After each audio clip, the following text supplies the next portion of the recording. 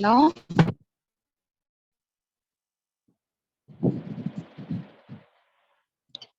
Good evening.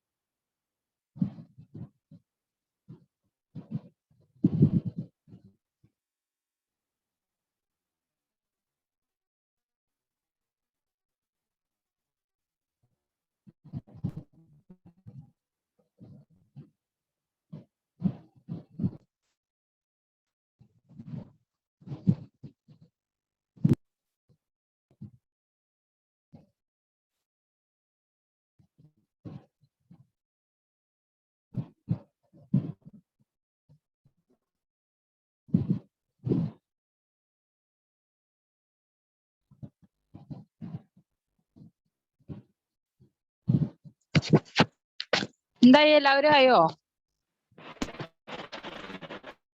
ഇന്നെന്താ പറ്റി? Sunday ആയോണ്ടാണോ? കുറച്ചു പേരേ ഉള്ളൂല്ലോ. എവിടെ പോയി ബാക്കിയുള്ളവരൊക്കെ?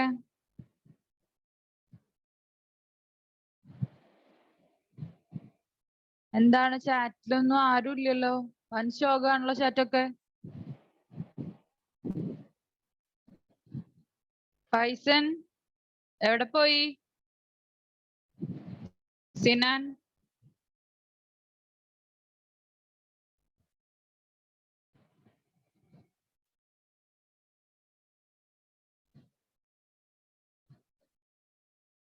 എന്താണ്? ബാക്കിയുള്ളവർക്ക് എവിടെ പോയി? നമ്മുടെ റിസ്വാനൊക്കെ എവിടെ പോയി?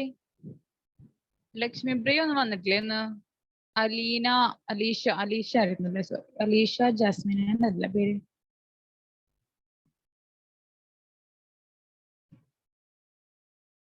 അവിടെ ഉണ്ട്.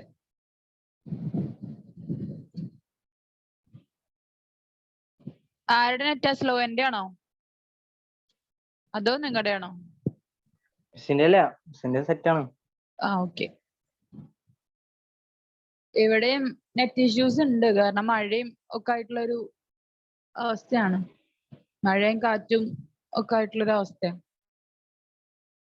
എന്തെങ്കിലും ഇഷ്യൂസ് ഉണ്ടെങ്കിൽ നിങ്ങൾ പറഞ്ഞോളൂ കേട്ടോ. ക്ലാസ് തുടങ്ങി തുടങ്ങി വെടിവെപ്പ് തുടങ്ങി അല്ലേ? കാട്ടുമുക്കെ പോയിട്ട് വീട് വെച്ച ഞാനല്ലല്ലോടാ. ഞാൻ എന്താ ചെയ്യ? എന്റെ വീട് ഇവിടെ കൊണ്ടുപോയി വെച്ചേന്. ഫ്ലാറ്റിലൊക്കെ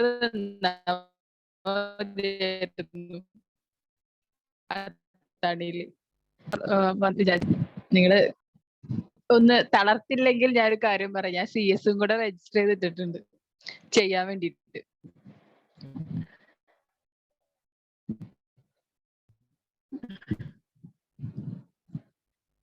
സൗണ്ട് ലാഗ് ഉണ്ടോ? ഫൈസന് മാത്രാണോ ലാഗ് അതോ എല്ലാവർക്കും ഉണ്ടോ? നെറ്റ് സെറ്റായി. ഓക്കെ. ചെറിയ ലാഗ്. ഞാൻ പുറത്തേക്ക് എടുക്കാട്ടോ, അല്ലെങ്കിൽ ഇന്നലത്തെ മാതിരി ഞാൻ പകുതി വെച്ചിട്ട് നിർത്തേണ്ടി വരും. സെക്കൻഡ്.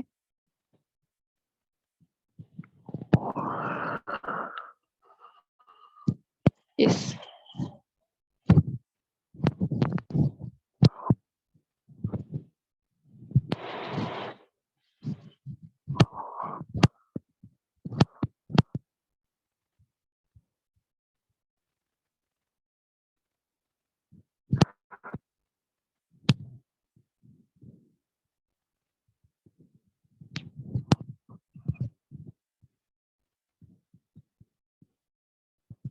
ഇപ്പൊ ഓക്കെ ആണോ നിങ്ങക്ക്?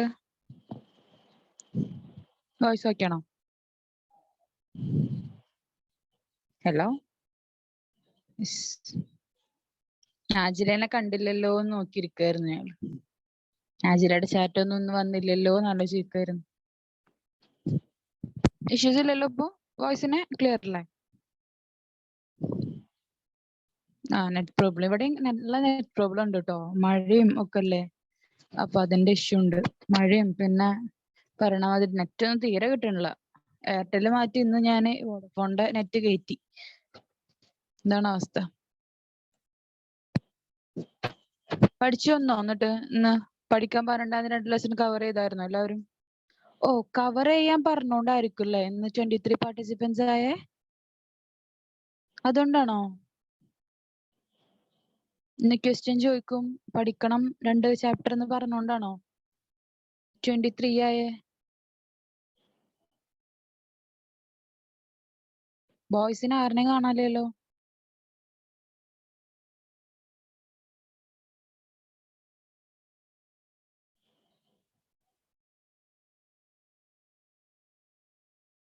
ഫൈസൻ നീ ഉണ്ട്, ബാക്കിയുള്ളവരൊക്കെ അവിടെ പോയി. നമ്മുടെ റിസ്വാൻ ടീമൊക്കെ അവിടെ പോയി. പിന്നെ ആരാ പേരൊക്കെ മറന്നു.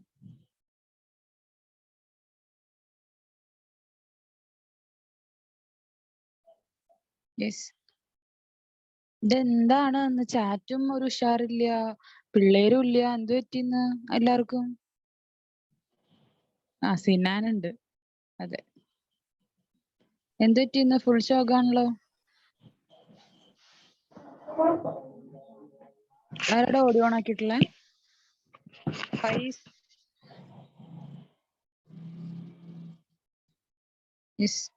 ക്ലാസ് സ്റ്റാർട്ട് ചെയ്താലോ? എന്ത് പറ്റി നമ്മുടെ റിസ്വാൻ? എന്ത് പറ്റി? ഓൻ ഇല്ലാണ്ട് ഒരു ഉഷാറില്ല. തുടങ്ങാം. നമ്മൾ ഇന്നലെ എവിടെ വരെ ഡിസ്കസ് ചെയ്തു ഫൈസൻ? ഇന്നലെ എവിടെ വരെ ഡിസ്കസ് ചെയ്തു? ഗേൾസ്, എന്നാ നിങ്ങളൊന്ന് ആക്റ്റീവ് ആയിട്ടിരിക്കും കേട്ടോ. ബോയ്സ് ഒന്നും ഇല്ല തగ్గടിക്കാൻ. നിങ്ങളൊന്ന് കട്ടക്ക് നിക്ക്.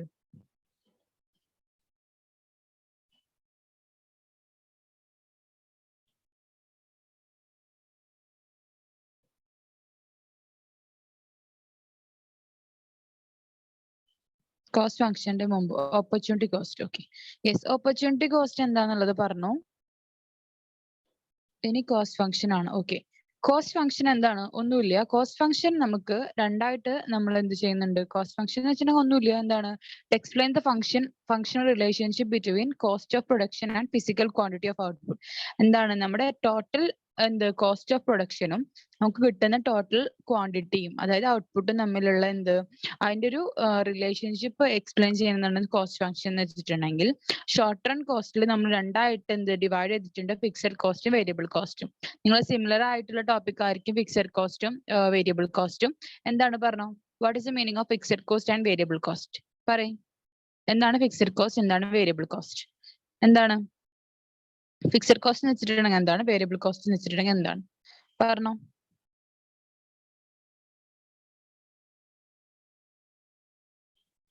പറയൂ.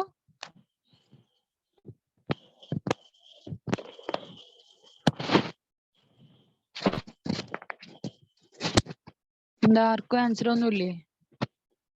ഫിക്സഡ് കോസ്റ്റ് എന്താ, വേരിയബിൾ കോസ്റ്റ് എന്താ? കേട്ടിട്ടില്ലേ നിങ്ങള്? കോസ്റ്റ് ചേഞ്ച് ആവില്ല. എന്തിലാ കോസ്റ്റ് ചേഞ്ച് ആവാത്ത ഫൈസൻ?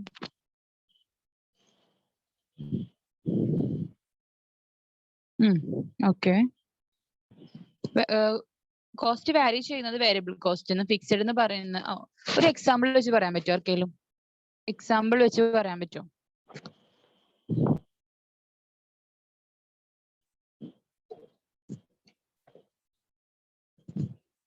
ചേഞ്ചിങ് കോസ്റ്റ് ആണ്. ഓക്കെ, ഇതിപ്പോ ശ്രദ്ധിച്ചു കേട്ടോ. Yes, fixed cost variable cost എന്ന് വെച്ചിട്ടുണ്ടെങ്കിൽ നിങ്ങൾ പറയുന്ന ഡെഫിനിഷൻ മാതിരി തന്നെ ഫിക്സഡ് ആയിട്ടുള്ള ഒരു cost, even of the production take place or didn't take place. Okay, നമ്മൾ പ്രൊഡക്ഷൻ നടന്നോ നടക്കാതിരിക്കോ ചെയ്തോട്ടെ, ബട്ട് നമ്മൾ ഒരു ഫിക്സഡ് ആയിട്ടുള്ള കോസ്റ്റ് എന്ത് ചെയ്യണം? നമ്മൾ എക്സ്പെൻസ് നമ്മൾ മീറ്റ് ചെയ്യണം. ഓക്കെ, അതിനാണ് ഫിക്സഡ് കോസ്റ്റ് എന്ന് പറയുന്നത്. ഫോർ എക്സാമ്പിൾ, നമ്മുടെ ഇൻഷുറൻസ് ആവാം. അതല്ല വെച്ചിട്ടുണ്ടെങ്കിൽ നമ്മുടെ റൂം റെന്റ് ആയിരിക്കാം. ഓക്കെ, അപ്പോൾ ഫോർ എക്സാമ്പിൾ ഈ കൊറോണ പാൻഡമിക് ഒക്കെ വന്നിട്ട് നമ്മളൊരു ഇൻഡസ്ട്രി തുടങ്ങി. ബട്ട് എന്താണ് നമ്മൾ ആ റെന്റ് എപ്പോഴും കൊടുത്തോണ്ടിരിക്കുന്നു, ഇയർലി ഇൻഷുറൻസ് പേ ചെയ്തുകൊണ്ടിരിക്കുന്നു. Okay, whether the production take place or not. Okay, Rizwan വന്നോ? ഞാൻ റിസ്വാൻ ഇവിടെ കണ്ടില്ലല്ലോ എന്ന് പറഞ്ഞിട്ടിരിക്കുവായിരുന്നു. ഓക്കെ, അതാണ് എന്ത് പറയുന്നത്, ഫിക്സഡ് കോസ്റ്റ് എന്ന് പറയുന്നത്. ദെൻ വേരിയബിൾ കോസ്റ്റ് എന്ന് വെച്ചിട്ടുണ്ടെങ്കിൽ like raw material cost, labour cost. Okay, അതൊക്കെയാണ് എന്ത് variable cost. It vary according to the production. നമ്മൾ പ്രൊഡക്ഷൻ ചെയ്യുന്നതിനനുസരിച്ചിട്ട് നമ്മുടെ കോസ്റ്റ് എന്ത് ചെയ്യുന്നു, വാരി ചെയ്യുന്നു. ഓക്കെ, ഡിഫറെന്റ് ആവുന്നു, വേരിയബിൾ ആവുന്നു. Okay, that is what it mean by variable cost. Okay, clear ആണോ? Okay, yes. ഓക്കെ, രണ്ടും ക്ലിയർ ആണോ? What is mean by variable cost and fixed cost എന്നുള്ളത് ക്ലിയർ ആണോ നിങ്ങൾക്ക് പറഞ്ഞത്? കൺസെപ്റ്റ് മനസ്സിലായോ എല്ലാവർക്കും? Page number 61 and 62.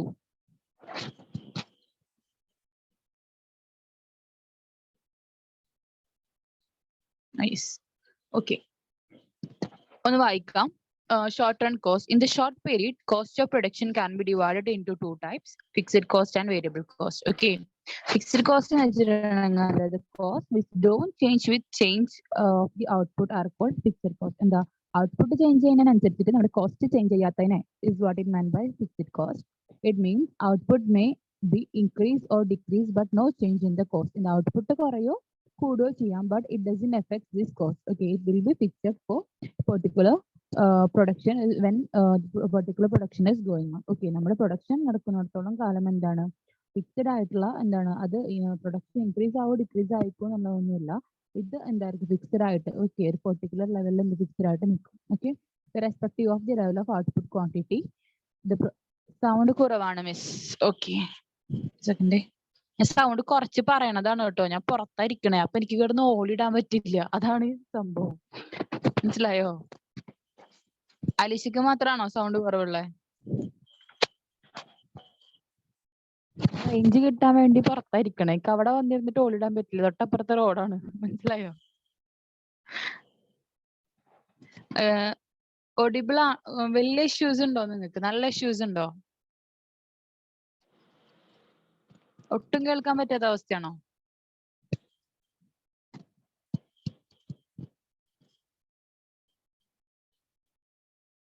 ഹലോ,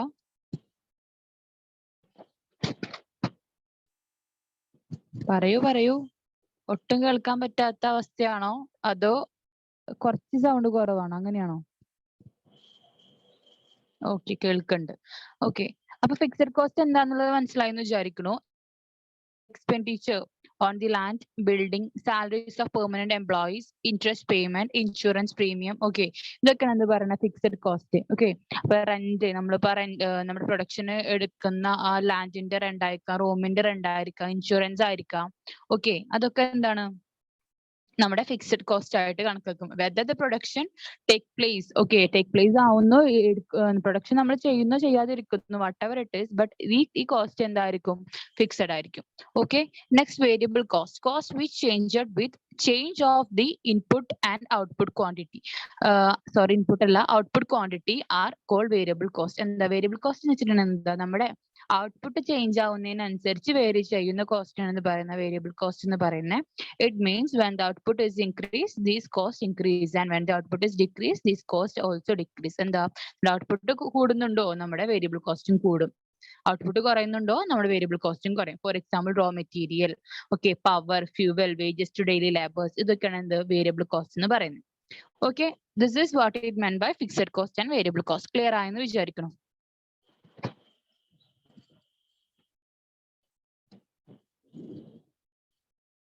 എല്ലാവർക്കും ഓക്കെ ആണോ? ഷാന, ഷാന ഇന്നലെ വന്നായിരുന്നോ? ഇന്നലെ കാണാത്ത മാതിരി തോന്നി ഷാനാനെ. ഉണ്ടായിരുന്നോ ക്ലാസ്സിൽ? ഉണ്ടായിരുന്നു. ഓക്കെ, ഞാൻ ശ്രദ്ധിച്ചിട്ടുണ്ടായിരിക്കില്ല കേട്ടോ, അതായിരിക്കും. നിങ്ങൾ എന്താ ഒന്നും പറയാഞ്ഞേ? ഞാന് CS ചേർന്നു. ആ, ITC, TC, TV, അതെ, ഇതൊക്കെ വരുന്നുണ്ട് റിസ്വാനെ, അത് വരുന്നുണ്ട്. നമുക്ക് അത് ഡിസ്കസ് ചെയ്യാം കേട്ടോ. Total cost, total variable cost, total fixed cost, ഇതൊക്കെ നമുക്ക് വരുന്നുണ്ട്. ഓക്കെ, അത് ഗ്രാഫിക്കൽ ആയിട്ടും റെപ്രസെന്റ് ചെയ്ത് വരുന്നുണ്ട്, കാൽക്കുലേഷൻ ആയിട്ടും വരുന്നുണ്ട്. ഓക്കെ, നമുക്ക് ഡിസ്കസ് ചെയ്യാം.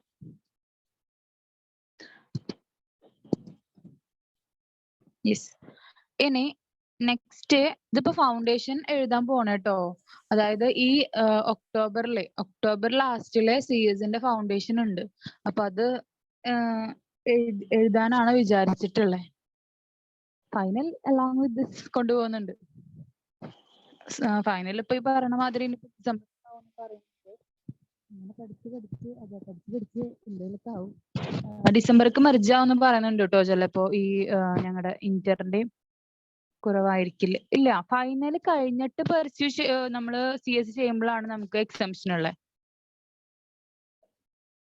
കേൾക്കുന്നില്ല. എന്താ കേൾക്കാത്തെ? റിസ്വാന മാത്രമാണോ കേൾക്കാത്തെ?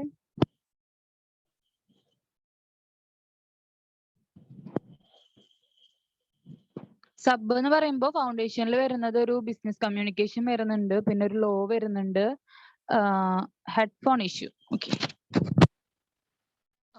ഓക്കെയാണോ? ഇപ്പൊ ഓക്കെയാണോ? ഉപകാരപ്പെടും ചോദിക്കുമ്പോ ഫൗണ്ടേഷനില് നമുക്ക് വരുന്നത് ലോ സബ്ജക്ട്, പിന്നെ അതുമാതിരി എന്താ ലോ വരുന്നുണ്ട്, പിന്നെ ഒരു ബിസിനസ് കമ്മ്യൂണിക്കേഷൻ, അത് ഇംഗ്ലീഷ് ആണ് പ്യൂർലി, പിന്നെ കറണ്ട് അഫയേഴ്സ് വരുന്നുണ്ട്, പിന്നെ ഒരു വേറൊരു സബ്ജക്റ്റിന് വരുന്നുണ്ട്. അത് എന്താ സംഭവം എന്നൊക്കെ മനസ്സിലായിട്ടില്ല. സബ്ജക്ട് വലിയ യൂസ്ഡ് അല്ല. ഒരു എന്റർപ്രണർഷിപ്പ് എന്നൊക്കെ പറഞ്ഞിട്ട് നിങ്ങളുടെ BCom ഉള്ള ഒരു സബ്ജക്റ്റ് ആണെന്ന് തോന്നുന്നു. അങ്ങനത്തെ ഒരു സബ്ജക്ട് വരുന്നുണ്ട്. CS എടുത്തിട്ട് എന്താ മിസ്സിന്റെ പ്ലാൻ? CS എടുത്തിട്ട് പ്ലാൻ മീൻസ് എനിക്ക് ആക്ച്വലി തിയറട്ടിക്കൽ ആയിട്ടുള്ള സബ്ജക്റ്റിനോടാണ് കൂടുതലും ഇഷ്ടം. അതുകൊണ്ടാണ് CS എടുക്കുന്നത്. മനസ്സിലായോ?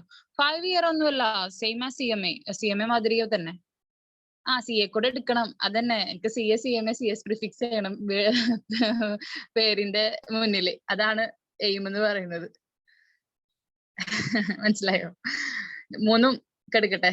എന്താ സുലൈമാനെ റിസ്വാനെ കണ്ണൊക്കെ മേലൊക്കെ നൈസ്, നല്ലതാ. മറ്റേ ഒരു യൂട്യൂബർ ഒക്കെ ഉണ്ട്, നിഖിൽ എന്നൊക്കെ പറഞ്ഞിട്ട്, ആളെ CS നിഖിൽ എന്നൊക്കെ പറയണ മാതിരി.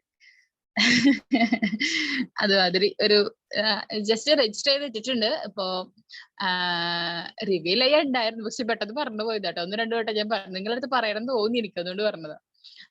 അപ്പോ എന്താണ്, അങ്ങനെ സ്റ്റാർട്ട് ചെയ്യാന്ന് വിചാരിച്ചു. ഇന്ന് കൊണ്ടുപോയി രജിസ്ട്രേഷൻ ചെയ്തു. ഒക്ടോബർ ലാസ്റ്റിലായിരിക്കും എക്സാം. അതെ, ഒക്ടോബർ ലാസ്റ്റിൽ എക്സാം ഉണ്ട്. അപ്പൊ അത് കഴിഞ്ഞിട്ട് നമ്മുടെ ഇതുമാതിരി തന്നെ നിങ്ങളുടെ CMA പോലെ തന്നെ കേട്ടോ, നമ്മുടെ CMA പോലെ തന്നെ ഫൗണ്ടേഷൻ, പിന്നെ ഇന്ററിന് പകരം എക്സിക്യൂട്ടീവ് എന്ന് പറയാം. നമ്മള് CMA ഇന്റർ, CMA ഫൈനൽ എന്നല്ല പറയാം. അതിനെ എനിക്ക് തിയറട്ടിക്കൽ സബ്ജക്ട് ഇഷ്ടമല്ല. എനിക്ക് തിയറട്ടിക്കൽ സബ്ജക്ട് ഇഷ്ടമുള്ളൂ അച്ഛല്ല, എനിക്ക് അതാണ് ഇഷ്ടം. എനിക്ക് തിയറി സബ്ജക്ട് മാത്രമേ ഇഷ്ടമുള്ളൂ. എനിക്ക് ഈ ഇന്റർന് പഠിക്കുമ്പോൾ ലോ സബ്ജക്റ്റും അതുമാതിരി ഓഡിറ്റിംഗ് സബ്ജക്റ്റ് ഒക്കെയാണ് കൂടുതൽ ഇഷ്ടം. അതുകൊണ്ടാണ് ഞാൻ ഓഡിറ്റിംഗ് ഫീൽഡിലേക്ക് പോയത് തന്നെ. ശരിക്കും വർക്ക് ഓഡിറ്റിംഗ് ശരിക്കും കാൽക്കുലേഷൻ ആണ്, ലൈക്ക് പ്രാക്ടിക്കൽ ആണ്. പക്ഷെ പഠിക്കുമ്പോൾ ഓഡിറ്റിംഗ് എന്ന് പറയുന്നത് തിയറി സബ്ജക്റ്റാണ്. മനസ്സിലായോ? എനിക്ക് മാത്സ് ഇഷ്ടമുള്ളൂ. എനിക്ക് മാത്സ് പ്രോബ്ലം പേപ്പർ എന്ന് പറയുന്നത് ദേഷ്യമാണ്. പക്ഷെ ഞാൻ പഠിക്കുന്ന സമയത്തൊക്കെ 2017 ഇയറിലൊക്കെ ഈ CS ഒന്നും വലിയ പോപ്പുലർ അല്ല. CMA ഒക്കെ ഇങ്ങനെ എമേർജ് ആയിട്ട് വരുന്ന സമയം. അപ്പൊ അങ്ങനെ പോയിട്ട് കയറിയതാണ് കേട്ടോ CMAയില്. പിന്നെ CMA ഫൈനൽ കംപ്ലീറ്റ് ചെയ്ത് കഴിഞ്ഞാൽ നമുക്ക് എക്സംഷൻ ഒക്കെ ഉണ്ട് കേട്ടോ CS-ലേക്ക്. പക്ഷെ അത് ചെയ്യണ്ടെന്ന് വിചാരിച്ചിട്ട്, കാരണം ഞാൻ പറഞ്ഞില്ല, ഞാൻ 2019 നമ്മുടെ CMA ഇന്റർവ്യൂ കഴിഞ്ഞിട്ടില്ല. 2019 ഡിസംബർ അറ്റംപ്റ്റില് എഴുതിയ 2020 ഫെബ്രുവരിയിൽ റിസൾട്ട് ആണല്ലോ വരിക. അപ്പൊ അങ്ങനെ പാസ്സായിട്ടുള്ളതാ. അപ്പൊ ഇനിയിപ്പോ 2020 കഴിഞ്ഞു, 2021 കഴിഞ്ഞു. അപ്പൊ അതിന്റെ ഇടയിൽ എന്തെങ്കിലുമൊക്കെ ചെയ്യണ്ടേ, ലൈക്ക് എന്തെങ്കിലുമൊക്കെ ഒരു പ്രൊഡക്ടിവിറ്റി വേണ്ടേ, അതായത് സബ്ജക്ട് വൈസ് അല്ലെങ്കിൽ നോളജ് വൈസ്, സർട്ടിഫിക്കേഷൻ വൈസ് ഒക്കെ നോക്കുമ്പോൾ അതുകൊണ്ട് ചെയ്യുന്നതാണ് കേട്ടോ. പിന്നെ എനിക്ക് ചെയ്യാൻ ആഗ്രഹം ഉണ്ടായിരുന്നു, അത് ഇത്ര നേരത്തോടെ ചെയ്യുന്നു ഞാൻ വിചാരിച്ചിട്ടുണ്ടായിരുന്നില്ല. പിന്നെ ഇപ്പൊ ഈ ഫൈനൽ എക്സ്റ്റെൻഡ് ചെയ്ത് പോകുമ്പോ എടുത്തൊരു തീരുമാനമായിരുന്നു അത്, ലൈക്ക് CS ചെയ്യാന്നുള്ള. ആരുടെ അടുത്ത് പറഞ്ഞിട്ടൊന്നുമില്ല, നിങ്ങളുടെ അടുത്ത് പറഞ്ഞിട്ടുണ്ട് കേട്ടോ. വീട്ടുകാരുടെ അടുത്ത് പറഞ്ഞിട്ടില്ല, നിങ്ങളുടെ അടുത്ത് പറഞ്ഞു. ഓക്കെ. അപ്പൊ അങ്ങനെയാണ് കാര്യങ്ങൾ. ഇപ്പൊ ബ്രോഷറും കാര്യങ്ങളൊക്കെ കിട്ടിയിട്ടുണ്ട്, PDF കാര്യങ്ങളൊക്കെ ആയിട്ട് കിട്ടി. അപ്പൊ അതൊക്കെ ഒന്ന് ജസ്റ്റ് ഒന്ന് ഓടിച്ച് വായിച്ച് ഒന്ന് തലോടി വിട്ട് ഇനിയിപ്പോ എന്തായാലും എക്സാമിന് പ്രിപ്പയർ ചെയ്യണം along with CMA finals. Okay, അങ്ങനെയൊക്കെയാണ് അവസ്ഥ. കമന്റ്സ് ഒന്നും ഇല്ലല്ലോ, എന്ത് പറ്റി?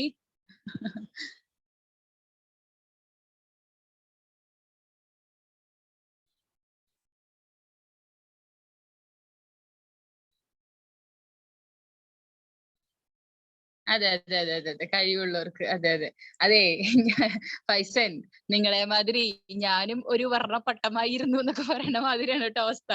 നിങ്ങളും ഈ ഒരു ഏജ് ആകുമ്പോ ഇതുക്കും മേലൊക്കെ എത്തും, മനസ്സിലായോ? നിങ്ങളെ മാതിരി ഇരിക്കണ മാതിരി ഞാനും നിങ്ങളെ മാതിരി +2 ഇങ്ങനെ ഒരു ഞങ്ങളെയും ഒന്ന് മാർക്ക് അതെ. നിങ്ങളെ മാതിരി ഞാനും ഒരു വർണ്ണപ്പട്ടമായിരുന്നു ഒരു ദിവസങ്ങളില് ഒരു സമയത്ത്, മനസ്സിലായോ? +2 കഴിഞ്ഞിട്ട് ഇങ്ങനെ ഫൗണ്ടേഷൻ ഒക്കെ ഇരുന്ന് മൊരടിച്ചിരിക്കുന്ന സമയം എനിക്കുണ്ടായിരുന്നു, മനസ്സിലായോ? നിങ്ങൾക്കും എന്താ ചെയ്യാൻ പറ്റും എന്നുള്ളതാണ് pure example, live example. Okay, അത്രേ ഉള്ളൂ. അങ്ങനെ ഫൈസൻ ഇപ്പോഴേ വേറെ ലെവലാണ്. അതെ അതെ എനിക്കറിയാം. യെസ്. അപ്പൊ നമ്മൾ ഡിസ്കസ് ചെയ്തത്, നിങ്ങൾ ക്ലാസ് പഠിച്ചു വന്നിട്ടുണ്ടായിരുന്നോ? ഒന്ന് രണ്ട് ലെസണും, പ്രൊഡക്ഷൻ ലെസണും ബാങ്കിന്റെ ലെസണും പഠിച്ചു വന്നായിരുന്നോ? ഷാന പുകഴ്ത്തല്ലേ, ഇങ്ങനെ പബ്ലിക് ആയിട്ട് തന്നെ പുകഴ്ത്തല്ലേ അല്ലേ ഫൈസൻ? അതെ അതെ. എന്താ ചെയ്യാ.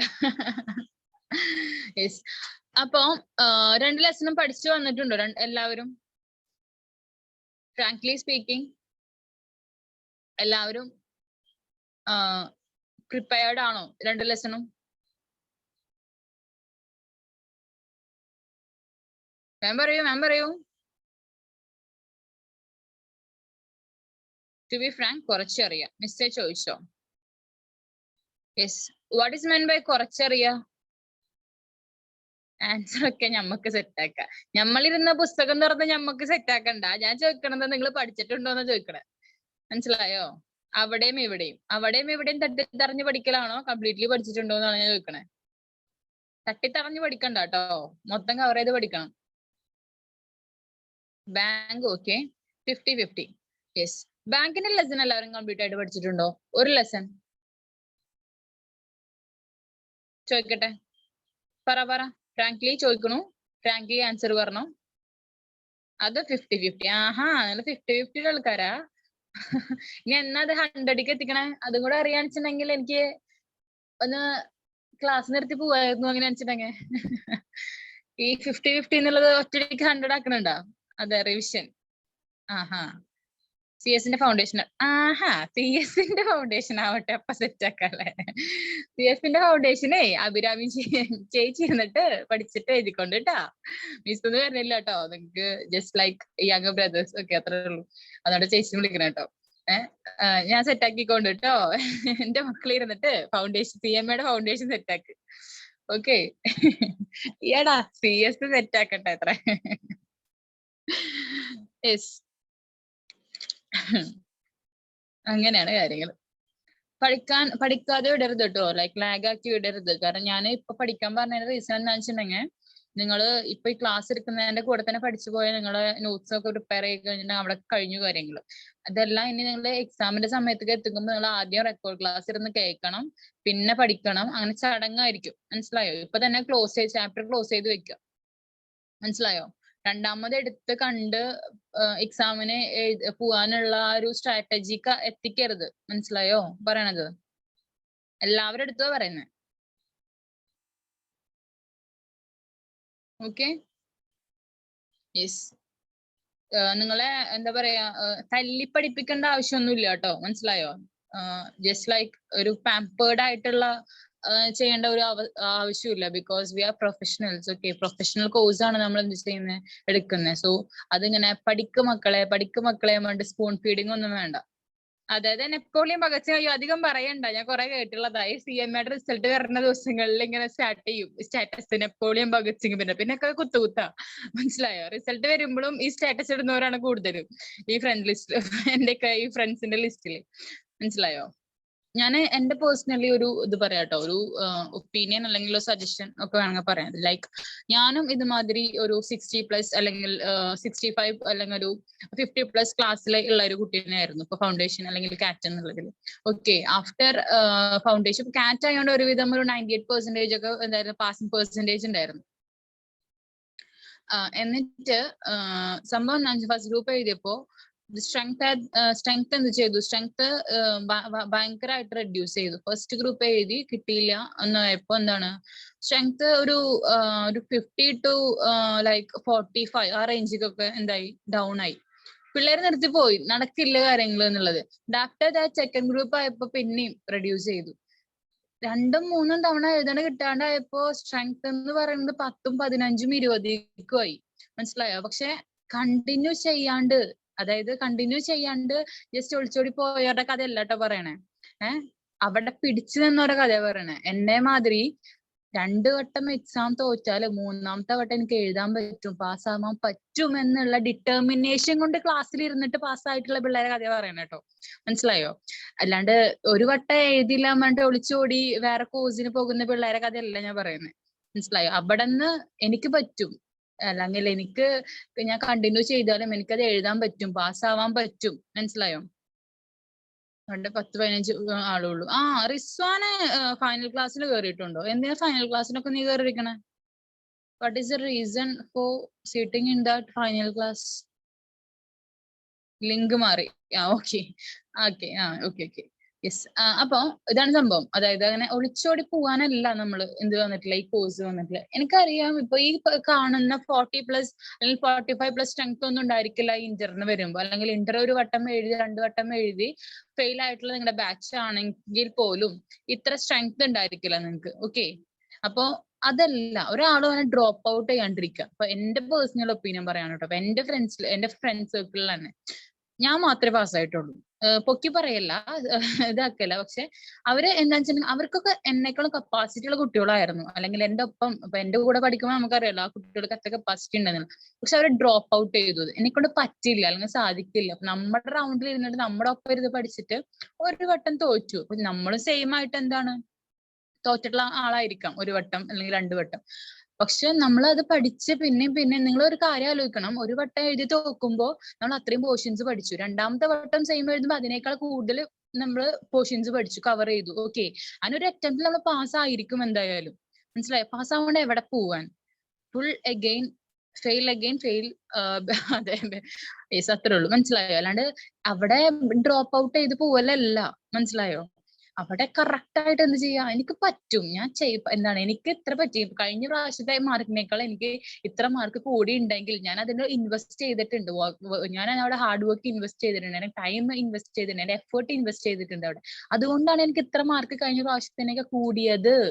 ആൻഡ് ആഫ്റ്റർ ദാറ്റ് എനിക്ക് മനസ്സിലാക്കണം നെക്സ്റ്റ് ടൈം എനിക്ക് എന്താണ് എനിക്ക് ഇതിനേക്കാൾ കൂടുതൽ മാർക്ക് കിട്ടും and I will just pass എന്നുള്ളത് എന്താ എനിക്കറിയാം. മനസ്സിലായോ?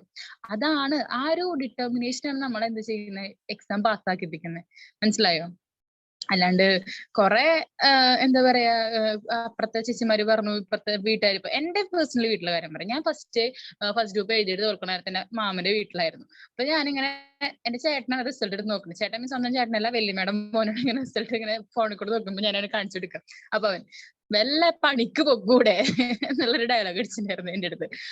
അത് കഴിഞ്ഞിട്ട് അപ്പൊ അമ്മയുടെ അടുത്ത് പറഞ്ഞു. അവൻ തന്നെ പോയിട്ട് അമ്മയുടെ അടുത്ത് പോയി പറഞ്ഞു, അതെ അവള് തോറ്റു, വല്ല ബികോം എടുത്ത് പഠിച്ചാൽ മതിയായിരുന്നില്ലേ, വലിയ കാര്യത്തിൽ പോയിട്ട് എന്താ CMA BCom ഒരുമിച്ച് എന്തൊക്കെ ആയിരുന്നു എന്നൊക്കെ പറഞ്ഞു കുറെ നമ്മളിങ്ങനെ അങ്ങോട്ട് ഇല്ലാണ്ടാക്കി. ഓക്കെ, അത് പിന്നെ ഫാമിലിയിലാണ്. ലൈക് മാമന്റെ വീട്ടിലാവുമ്പോൾ നിങ്ങൾ ആലോചിച്ചു, നമ്മുടെ മാമന്റെ വീട്ടിലെ ഫാമിലി, നമ്മുടെ വീട്ടിലെ ഫാമിലി, വല്യമ്മന്റെ വീട്ടിലെ ഫാമിലി, എല്ലാവരും ഇരിക്കുന്നുണ്ട് അവിടെ.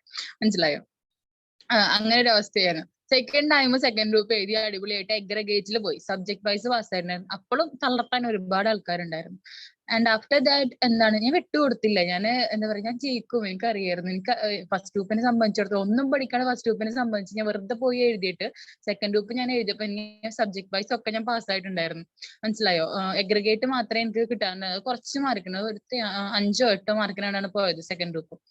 സെക്കൻഡ് ടൈം എഴുതി, സെക്കൻഡ് ഗ്രൂപ്പ് ഫസ്റ്റ് ടൈം എഴുതിയപ്പോ, അതായത് ഫസ്റ്റ് ഗ്രൂപ്പ് ആദ്യം ഫസ്റ്റ് ടൈം എഴുതി പൊട്ടി, സെക്കൻഡ് ഗ്രൂപ്പ് ഫസ്റ്റ് ടൈം എഴുതിയപ്പോ എഗ്രഗേറ്റ് ഇല്ലാണ്ടായി. തേർഡ് ടൈം ആണ് ഞാൻ സെക്കൻഡ് ഗ്രൂപ്പ് എഴുതുമ്പോൾ ജയിക്കണേ കേട്ടോ, സെക്കൻഡ് ഗ്രൂപ്പ് ക്ലിയർ ആവുന്നത്. പിന്നെയാണ് ഞാൻ ഫസ്റ്റ് ഗ്രൂപ്പ് പിന്നെ പെർസ്യൂ ചെയ്യുന്നത്. 4th അറ്റംപ്റ്റിലാണ് ഞാൻ ഇന്റർ ക്ലിയർ ആവുന്നത്. മനസ്സിലായോ? അല്ലാണ്ട് ഫസ്റ്റ് ഒറ്റ സിറ്റിംഗിൽ ഞാൻ ക്ലിയർ ചെയ്തിട്ടുള്ള മിസ് ഒന്നും അല്ല നിങ്ങൾക്ക് ക്ലാസ് എടുക്കുന്നത്. മനസ്സിലായോ? അപ്പൊ എന്റെ എക്സാമ്പിൾ, ലൈവ് എക്സാമ്പിളിൽ തന്നെ ഞാൻ നിങ്ങൾക്ക് ഒരു മോട്ടിവേഷൻ തരികയാണ്. അല്ലാണ്ട് ഞാൻ എന്നെ പൊക്കി പറയല്ല, ജസ്റ്റ് ലൈവ് മോട്ടിവേഷൻ തരികയാണ് നിങ്ങൾക്ക്. അതായത് ഇറങ്ങി തിരിച്ചു കഴിഞ്ഞിട്ടുണ്ടെങ്കിൽ എന്താ പറയാ, എന്തായാലും മുങ്ങി, അല്ല എന്തായാലും നമ്മൾ പറയില്ല, എന്തായാലും മുങ്ങി അപ്പൊ പിന്നെ കുളിച്ചിട്ട് കയറാന്ന് പറയില്ല, ആ ഒരു അവസ്ഥ. മനസ്സിലായോ? എന്തായാലും നനഞ്ഞു അപ്പൊ പിന്നെ എന്താ പറയാ കുളിച്ചിട്ട് കയറാന്നുള്ള അവസ്ഥ, അത്രേ ഉള്ളൂ.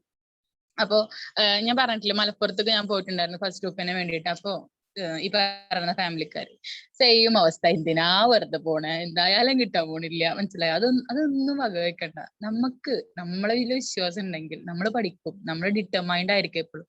മനസ്സിലായോ? എന്നിട്ട് എന്ത് ചെയ്യാ, പഠിക്കാൻ തുടങ്ങുക. ഓക്കെ. ആൻഡ് അത് ആരോ ആയിക്കോട്ടെ, ചിലപ്പോ നമ്മുടെ അമ്മ ആയിരിക്കാം, അതിൽ നമ്മുടെ ബെസ്റ്റ് ഫ്രണ്ട് ആയിരിക്കാം തളർത്താൻ വരുന്നത്, അല്ലെങ്കിൽ വേണ്ട നിർത്തിപ്പോ, അല്ലെങ്കിൽ വേറെ കോഴ്സ് ചെയ്യ്, നിന്നെക്കൊണ്ട് താങ്ങില്ല പറ്റില്ല എന്നൊക്കെ പറയുന്നത് നമ്മുടെ അമ്മയായിരിക്കാം, അല്ലെങ്കിൽ നമ്മുടെ ബെസ്റ്റ് ഫ്രണ്ട് ആയിരിക്കാം, നമ്മളൊട്ട് എക്സ്പെക്ട് ചെയ്യാത്ത ആരോ ആയിരിക്കാം. മനസ്സിലായോ? ആരോ ആയിരിക്കാം. പക്ഷെ അതൊന്നും നിങ്ങളെ ഒരു തരത്തിലും എഫക്ട് ചെയ്യാൻ പാടില്ല. മനസ്സിലായോ? നിങ്ങളിൽ എന്തുണ്ടാവുക, സെൽഫായിട്ട് നിങ്ങൾക്ക് ട്രസ്റ്റ് ഉണ്ടായിരിക്കാം, സെൽഫായിട്ട് മോട്ടിവേറ്റ് ചെയ്യുക. ആരും ഉണ്ടായിരിക്കില്ല മോട്ടിവേറ്റ് ചെയ്യാൻ, സിംപിളി സ്പീക്കിംഗ്. ആരും ഉണ്ടായിരിക്കില്ല ഒരു വട്ടം 2 വട്ടം തോറ്റു കഴിഞ്ഞിട്ടുണ്ടെങ്കിൽ എന്താണ് നിങ്ങളെ പൊക്കിയെടുക്കാൻ, നിങ്ങൾ തന്നെ ഉണ്ടായിരിക്കുള്ളൂ. മനസ്സിലായോ? അതെ, അത്രേ ഉള്ളൂ. അപ്പൊ എന്താ ചെയ്യാ, ലൈഫൊക്കെ പെട്ടെന്ന് സെറ്റ് ആക്കുക, കരിയർ പെട്ടെന്ന് സെറ്റ് ആക്കാൻ പറ്റുന്ന നല്ല രീതിയിലുള്ള കോഴ്സ് തന്നെയാണ് കേട്ടോ. അപ്പൊ ഞാൻ എന്റെ ലൈവ് എക്സാമ്പിൾ വെച്ച് പറയുന്നതാണ്. എന്റെ ഏജ് എന്ന് പറയുന്നത് 22 ആണ്. നിങ്ങൾ ആലോചിച്ച് നോക്കുക, ഞാൻ വർക്ക് ചെയ്യുന്നുണ്ട്, ക്ലാസ് എടുക്കുന്നുണ്ട്, അങ്ങനെ എന്റെ പഠിത്തം കണ്ടിന്യൂ ചെയ്യുന്നുണ്ട്. ഓക്കെ. അപ്പൊ എനിക്കിപ്പോ ഫൈനലിൽ പഠിക്കാൻ എനിക്കിപ്പോ എന്റെ ഒരാളുടെയും സഹായം വേണ്ട, അല്ലെങ്കിൽ ആ ഒരാളുടെയും ഹെൽപ്പിംഗ് ഹാൻഡ്സ് വേണ്ട. എന്റെ പഠിത്തം ഇപ്പൊ ഞാൻ CS ചേർന്നു, എനിക്ക് ഒരാളുടെയും ഹെൽപ്പിംഗ് ഹാൻഡ് വേണ്ട. അമ്മ എനിക്ക് പൈസ വേണം, അച്ഛൻ എനിക്ക് പൈസ വേണം, ഒന്നും വേണ്ട. ഓക്കെ. എനിക്ക് എന്റെ കാര്യങ്ങൾ എന്റെ സെൽഫായിട്ട് എനിക്ക് ഓപ്പൺലി പറയാം, I am independent woman, financially ഞാൻ സ്റ്റേബിൾ ആണ്. Okay. I can meet my bills എന്നൊക്കെ പറയാം. മനസ്സിലായോ? പിന്നെന്താ, അയ്യോ ഇതിന്റെ ഇടയിൽ PSC ഒന്നും പോലെട്ടെ മക്കളെ, മണ്ടത്തരം ഒന്നും ചെയ്യല്ലേ. മനസ്സിലായോ? PSC എന്നൊക്കെ പറയുമ്പോ actually job wise it's A comfort zone. C Rizwan, job wise it's A comfort zone. Okay. But practically it's just A, എന്താ പറയാ, ഒരു പ്രൊഡക്റ്റീവ് അല്ലാത്ത സ്ഥലമായിരിക്കും വേണമെങ്കിൽ പറയാം. എന്റെ പേഴ്സണൽ ഒപ്പീനിയൻ ആണ്. മനസ്സിലായോ? അതായത് നിങ്ങൾക്ക് ഒന്നാമത് അതിന് PSC ഒന്നും എഴുതാൻ സമയം കിട്ടില്ല ഈ CMA കംപ്ലീറ്റ് ആവണ വരെ. പിന്നെ വേറൊരു കാര്യമുണ്ട്, നിങ്ങൾക്ക് ഡയറക്ട്ലി CMA ക്വാളിഫൈഡ് ആയി കഴിഞ്ഞിട്ടുണ്ടെങ്കിൽ, അല്ലെങ്കിൽ ഇന്റർ ഒക്കെ കഴിഞ്ഞിട്ടുണ്ടെങ്കിൽ ഗവൺമെന്റ് ഫേംസിലേക്ക് ഡയറക്ട്ലി ഹയറിംഗ് ഉണ്ട് നിങ്ങൾക്ക്.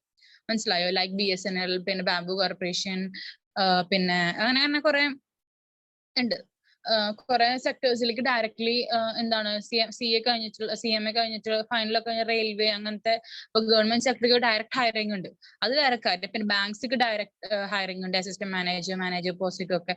കാനറ ബാങ്ക്, HSB അങ്ങനെ ഒരുപാട് ബാങ്ക്സിക്ക് ഡയറക്റ്റ് ഹയറിംഗ് ഒക്കെ ഉണ്ട്. അപ്പൊ ഈ PSC എന്നൊക്കെ പറഞ്ഞിട്ടൊന്നും പോവല്ലേ കേട്ടോ, നിങ്ങൾ അതിന്റെ പിന്നാലെ ഓടല്ലേ. ഒരു പ്രൊഫഷണൽ ക്വാളിഫിക്കേഷൻ ഉണ്ടെങ്കിൽ നിങ്ങൾ എന്താ പറയുക, അത് തന്നെ എത്തിച്ചേരാം. മനസ്സിലായി? ഇപ്പൊ കോർപ്പറേറ്റീവ് കോമ്പറ്റീഷൻ ഉള്ള വേൾഡ് ആണ്. അപ്പൊ ആ സമയത്ത് നിങ്ങൾ ഇങ്ങനെ എന്താ പറയാ, തളരരുത്, നിവർന്ന് നിൽക്കുക എപ്പോഴും. മനസ്സിലായോ? നിവർന്ന് നിൽക്കുക. യെസ്. ഓക്കെ. അപ്പൊ നമുക്ക് ബാക്ക് ടു അവർ ക്ലാസ്, നമുക്ക് അടുത്ത ടോപ്പിക് ഡിസ്കസ് ചെയ്യാം. എന്താണ് ഫിക്സഡ് കോസ്റ്റും വേരിയബിൾ കോസ്റ്റും എന്ന് പറഞ്ഞു. ഇനി അതിന്റെ ഡിഫറൻസിയേഷൻ പറയുന്നുണ്ട്. എന്താ, fixed cost do not vary with quantity of output. Variable cost എന്ത് ചെയ്യുന്നു, വേരിയബിൾ കോസ്റ്റ് വാരി ചെയ്യുന്നു. They are related with fixed factors. ഇതൊന്ന് വായിച്ചു നോക്കുക കേട്ടോ. ആകെ 4 എന്താണ് പോയിന്റ് ഉള്ളൂ. They do not become zero പറയുന്നുണ്ട്, ദേ ക്യാൻ ബിക്കം സീറോ എന്ന് പറയുന്നുണ്ട്. Variable cost, a firm can continue production cost are not recovered even fixed cost. Production should least recover the variable cost. അതായത് 4 differentiation വരുന്നുണ്ട് ഇതില്. ഒന്നുമില്ല, simple ആയിട്ട് എന്ത് ചെയ്യാം, ഒന്ന് വായിച്ചു നോക്കാം നിങ്ങള്. പിന്നെ നെക്സ്റ്റ് ഇനി ഡിസ്കസ് ചെയ്യാൻ പോകുന്ന ടോപ്പിക് എന്ന് പറയുന്നത് ടോട്ടൽ കോസ്റ്റ്. നമ്മുടെ റിസ്വാൻ നേരത്തെ പറഞ്ഞ മാതിരി തന്നെ ടോട്ടൽ കോസ്റ്റ് എന്താണ്, ടോട്ടൽ വേരിയബിൾ കോസ്റ്റ് ആണ് കുറച്ച് സാധനങ്ങൾ പറയുന്നുണ്ട്. ടോട്ടൽ കോസ്റ്റ് എന്ന് വെച്ചിട്ടുണ്ടെങ്കിൽ എന്തില്ല, ടോട്ടൽ നമ്മുടെ ഫിക്സഡ് കോസ്റ്റും ടോട്ടൽ വേരിയബിൾ കോസ്റ്റും കൂടെ കൂടുമ്പോൾ എന്ന് പറയുന്നത് ടോട്ടൽ കോസ്റ്റ് വരുന്നത്. ഓക്കെ. ഇനി ഇതില് ഒരു ഇത് കണ്ടോ, നിങ്ങൾ ടേബിൾ കണ്ടോ, output, total fixed cost, total variable cost, total cost. ഇത് കാണുന്നുണ്ടോ നിങ്ങക്ക്?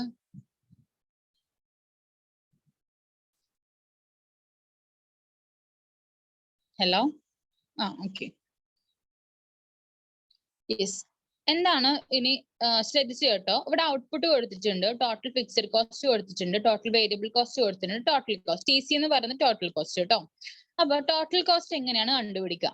ഫോർ എക്സാമ്പിൾ, എക്സാമിന് നിങ്ങൾക്ക് ചോദിച്ചിട്ടുള്ള ക്വസ്റ്റ്യൻ ആണ്. ടോട്ടൽ ഫിക്സഡ് കോസ്റ്റ് 20 ആണ്, ടോട്ടൽ വേരിയബിൾ കോസ്റ്റ് 80 ആണ്. So what will be the total cost? എത്ര വരിക പറയും? Total cost is equal to total fixed cost plus total variable cost അല്ലെ? അപ്പോ ഞാൻ പറയാണ്, എക്സാം ചോദിച്ചിട്ടുള്ള ക്വസ്റ്റ്യൻ ആണ്. ടോട്ടൽ ഫിക്സഡ് കോസ്റ്റ് എന്ന് പറയുന്നത് 20 ആണ്. ഓക്കെ, ടോട്ടൽ വേരിയബിൾ കോസ്റ്റ് എന്ന് പറയുന്നത് 8 ആണ്. So what will be the total cost? പറ, ആൻസർ പറ. 28. യെസ്. അപ്പൊ ഇങ്ങനെ ക്വസ്റ്റ്യൻ വരാറുണ്ട്. അപ്പൊ നമ്മൾ ടേബിൾ നോക്കുക. ഈ ടേബിളിൽ എന്ത് ചെയ്തിട്ടുണ്ട്? ഇതൊന്ന് വായിച്ചു നോക്കുക കേട്ടോ. വായിച്ചു നോക്കുക മീൻസ് ഇതിപ്പോ നോക്കാനൊന്നുമില്ല. ഔട്ട്പുട്ട് കൊടുത്തിട്ടുണ്ട്, ടോട്ടൽ ഫിക്സഡ് കോസ്റ്റ് കൊടുത്തിട്ടുണ്ട്, ടോട്ടൽ വേരിയബിൾ കോസ്റ്റ് കൊടുത്തിട്ടുണ്ട്, ടോട്ടൽ കോസ്റ്റ് കൊടുത്തിട്ടുണ്ട്. ടോട്ടൽ കോസ്റ്റ് എന്ന് പറയുന്ന last column is equal to total fixed cost plus total variable cost ആണ്. ഇത് ഞാൻ ഡിസ്കസ് ചെയ്യേണ്ട ആവശ്യമുണ്ടോ? പറയും. ഈ ടേബിൾ ഒന്നും കൂടെ ഡിസ്കസ് ചെയ്യാനുള്ള ആവശ്യമുണ്ടോ? ഇല്ലല്ലോ, നിങ്ങൾക്ക് അറിയാലോ. അപ്പൊ ഔട്ട്പുട്ട് കൊടുത്തിട്ടുണ്ട്, ടോട്ടൽ ഫിക്സഡ് വേരിയബിൾ സെയിം അവസ്ഥ തന്നെയാണ് ഈ ടോട്ടൽ കോസ്റ്റ് ലാസ്റ്റ് വരെ വരുന്നത് കേട്ടോ. അത് കാരണം ഞാൻ ഒരുപാട് എന്ത് ചെയ്യുന്നില്ല, ഡിസ്കസ് ചെയ്യുന്നില്ല. ഓക്കെ, ഓരോന്നും എടുത്ത് പറയണമൊന്നുമില്ല കേട്ടോ. ഓക്കെ, കുഴപ്പമില്ലല്ലോ.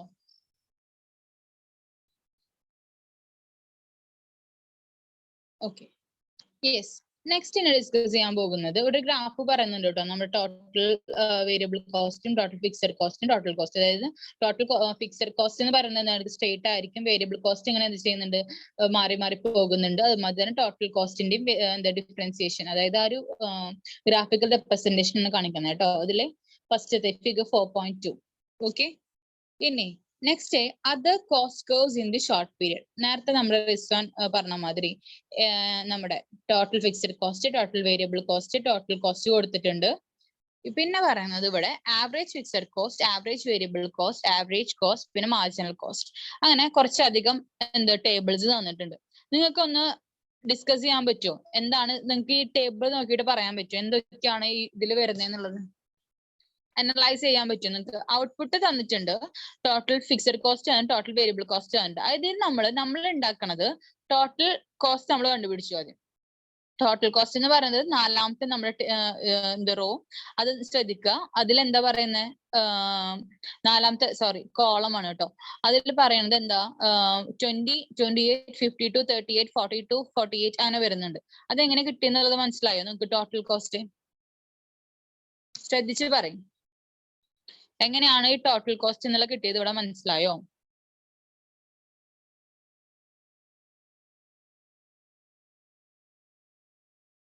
Yes, total fixed cost plus total variable cost നമുക്ക് ആൻസർ കിട്ടി. അതിന് ഞാൻ ഡിസ്കസ് ചെയ്യണ്ടല്ലോ. യെസ്, ഇപ്പോ കറന്റ്ലി നിങ്ങൾക്ക് ടോട്ടൽ ഫിക്സഡ് കോസ്റ്റും ടോട്ടൽ വേരിയബിൾ കോസ്റ്റും ടോട്ടൽ കോസ്റ്റും ക്ലിയർ ആയെന്ന് ഞാൻ വിചാരിക്കുന്നു. എല്ലാവർക്കും ഓക്കെ ആണോ ഈ പറയുന്ന മൂന്നെണ്ണം? ടോട്ടൽ കോസ്റ്റ് എന്താണ്, ടോട്ടൽ ഫിക്സഡ് കോസ്റ്റ് എന്താണ്, ടോട്ടൽ വേരിയബിൾ കോസ്റ്റ് എന്താണ് എന്നുള്ളതും എല്ലാവർക്കും ക്ലിയർ ആയെന്ന് ഞാൻ വിചാരിക്കുന്നു. യെസ്, ഇവിടെ വരെ ഡൗട്ട് ഒന്നും ഇല്ലല്ലോ എല്ലാവർക്കും? ഓക്കെ, ഇനി ഡിസ്കസ് ചെയ്യാൻ പോകുന്നത് ഇവിടെ പറയുന്നത് ആവറേജ് ഫിക്സഡ് കോസ്റ്റ്. ഓക്കെ, രണ്ടാമത്തെ. എന്താ രണ്ടാമത്തെ ഉദ്ദേശിക്കുന്നത്? ടോട്ടൽ വേരിയബിൾ കോസ്റ്റ് ആണോ സൽമാൻ ഉദ്ദേശിച്ച?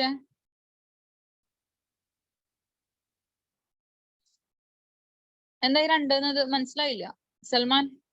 Table 2 total fixed cost. Total fixed cost എന്ന് വെച്ചാൽ എന്താ? ഫിക്സഡ് ആയിട്ടുള്ള കോസ്റ്റ്.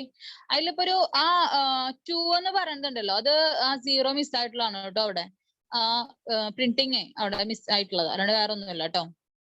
ഓക്കെ, ഞാൻ പറഞ്ഞിട്ടുണ്ടായിരുന്നു ഓൾറെഡി, എന്താ ഫിക്സഡ് ആയിട്ട് ഉണ്ടാവുന്ന ഒരു കോസ്റ്റ് ആണെന്ന് പറഞ്ഞിട്ടുണ്ടായിരുന്നു. Okay, yes. ഇനി ടോട്ടൽ വേരിയബിൾ കോസ്റ്റ് പറഞ്ഞു, ടോട്ടൽ കോസ്റ്റ്. ഇനി ആവറേജ് ഫിക്സഡ് കോസ്റ്റ്. എന്താണ് ആവറേജ് ഫിക്സഡ് കോസ്റ്റ് നോക്കാം. ആവറേജ് ഫിക്സഡ് കോസ്റ്റ് എന്ന് പറയുന്നത് total fixed cost divided by നമ്മുടെ ഔട്ട്പുട്ട്. ക്വാണ്ടിറ്റി Q എന്ന് ഉദ്ദേശിക്കുന്നത് ഔട്ട്പുട്ട് ആണ് കേട്ടോ. മനസ്സിലായോ? അതായത് average fixed cost is equal to total fixed cost divided by number of units of output. അതാണ് ഉദ്ദേശിക്കുന്നത്. TVC 14 അല്ല, 2 32 ആവും. അത് ഇതിലെ ചെറിയ എന്താ പറയാ ഇതായിരിക്കും, അതായത് മിസ്റ്റേക്സ് ആയിരിക്കും കേട്ടോ. അത് നോക്കണ്ട. ഓക്കെ, അതുമാതിരി തന്നെ ഇതിലെ വേറൊരു മിസ്റ്റേക്ക് കൂടെ ഉണ്ടാവും, ഞാൻ പറഞ്ഞുതരാം. ഓക്കെ, അപ്പൊ അത് ഞാൻ ശ്രദ്ധിച്ചിട്ടില്ല കേട്ടോ റിസ്വാൻ. ഞാന് എല്ലാം നോക്കി കാൽക്കുലേറ്റ് ചെയ്തൊന്നുമില്ല. സംഭവം ഇതാണെന്ന് നമുക്ക് അറിയാലോ. അതുകൊണ്ട് ഞാൻ പിന്നെ ഓരോന്നും എടുത്ത് പറയാത്ത കേട്ടോ. നിങ്ങൾക്ക് എന്താ ഇക്വേഷൻസ് വെച്ച് അപ്ലൈ ചെയ്യാൻ ഇപ്പൊ മനസ്സിലായെന്ന് വിചാരിക്കണം. ഓക്കെ, അപ്പൊ ഇനി ആവറേജ് ഫിക്സഡ് കോസ്റ്റ് എന്ന് വെച്ചിട്ടുണ്ടെങ്കിൽ ഒന്നുമില്ല. യെസ്, എന്തായിക്കോട്ടെ, നിങ്ങൾക്ക് കൺസെപ്റ്റ് മനസ്സിലായല്ലോ. എനിക്ക് അത്രേ വേണ്ടു. കൺസെപ്റ്റ് മനസ്സിലായല്ലോ എല്ലാവർക്കും. എന്താണ് ടോട്ടൽ കോസ്റ്റ് എന്നുള്ളതിന്റെ കൺസെപ്റ്റ് മനസ്സിലായല്ലോ. യെസ്, അത്രേ വേണ്ടു. ഓക്കെ, ഇനി നെക്സ്റ്റ് നമ്മൾ ഡിസ്കസ് ചെയ്യാൻ പോകുന്നത് average fixed cost. Average fixed cost എന്ന് വെച്ചിട്ടുണ്ടെങ്കിൽ ഒന്നുമില്ല, total fixed cost divided by number of units of output. Output എന്ന് ഉദ്ദേശിക്കുന്നത് ഇവിടെ 0, 1, 2, 3, 4 ഓക്കെ, ആ 8 വരെയുള്ളതാണ് ഔട്ട്പുട്ട്. അതിന് ടോട്ടൽ ഫിക്സഡ് കോസ്റ്റിനെ, അതായത് 20 divided by 0, okay, 20 divided by 1, okay, അങ്ങനെയാണ് എന്ത് വരുന്നത്, നമ്മുടെ ആവറേജ് ഫിക്സഡ് കോസ്റ്റ് കിട്ടുന്നത്. ആ കോളം നോക്ക്, ആവറേജ് ഫിക്സഡ് കോസ്റ്റിന് അത് മാച്ച് ആവുന്നുണ്ടോ നോക്കി നോക്ക് നിങ്ങൾ എല്ലാതും. Total fixed cost divided by output match ആവുന്നുണ്ടോ എന്നുള്ളത് നോക്ക്.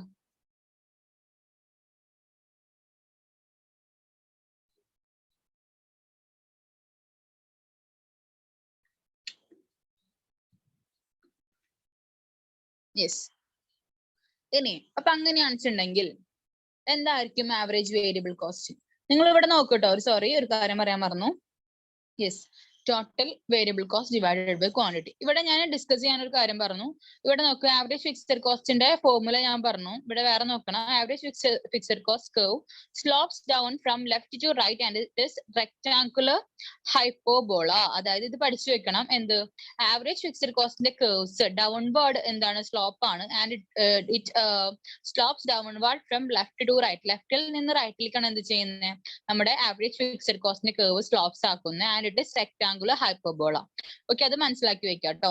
നെക്സ്റ്റ് അപ്പൊ ആവറേജ് ഫിക്സഡ് കോസ്റ്റ് പറഞ്ഞു. ഇനി നെക്സ്റ്റ് നമ്മൾ ഡിസ്കസ് ചെയ്യാൻ പോകുന്നത് ആവറേജ് വേരിയബിൾ കോസ്റ്റ് ആണ്.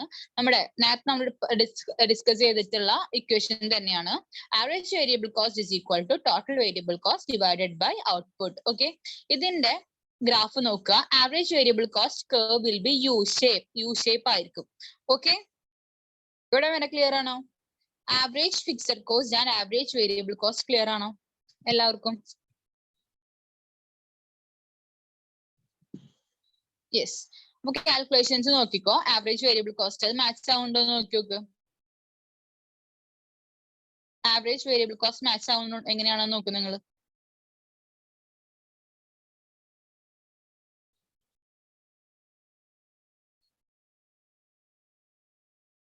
ആവറേജ് വേരിയബിൾ കോസ്റ്റ് എല്ലാത്തിലും മാച്ച് ആവുന്നുണ്ടോ നോക്ക്.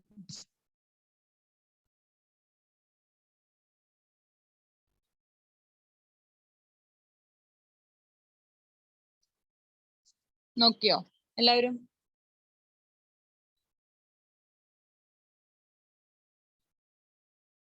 Total variable cost divided by output ആണ്. എല്ലാ കോളത്തിലും കിട്ടുന്നുണ്ടോ എന്നുള്ളത് നോക്കി നോക്ക്.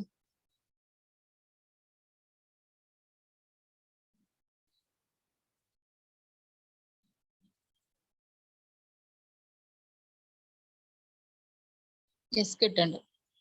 ഇസാന എവിടെയെങ്കിലും തെറ്റിട്ടുണ്ടോ? അവര് റോയോ കോളം എവിടെയെങ്കിലും തെറ്റിട്ടുണ്ടോ? ഇസാന്റെ അടുത്ത് ചോദിക്കണം. അവൻ ഓരോ മൈന്യൂട്ട് ആയിട്ടുള്ള കാര്യങ്ങളും ഇരുന്ന് കണ്ടുപിടിക്കും.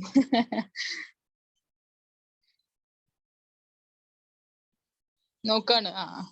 ടെക്സ്റ്റ് ബുക്കിൽ എന്തെങ്കിലും തെറ്റ കുറ്റം ഉണ്ടോ എന്നുള്ളത് നോക്കട്ടെ ഇരുന്നിട്ട് അല്ലേ.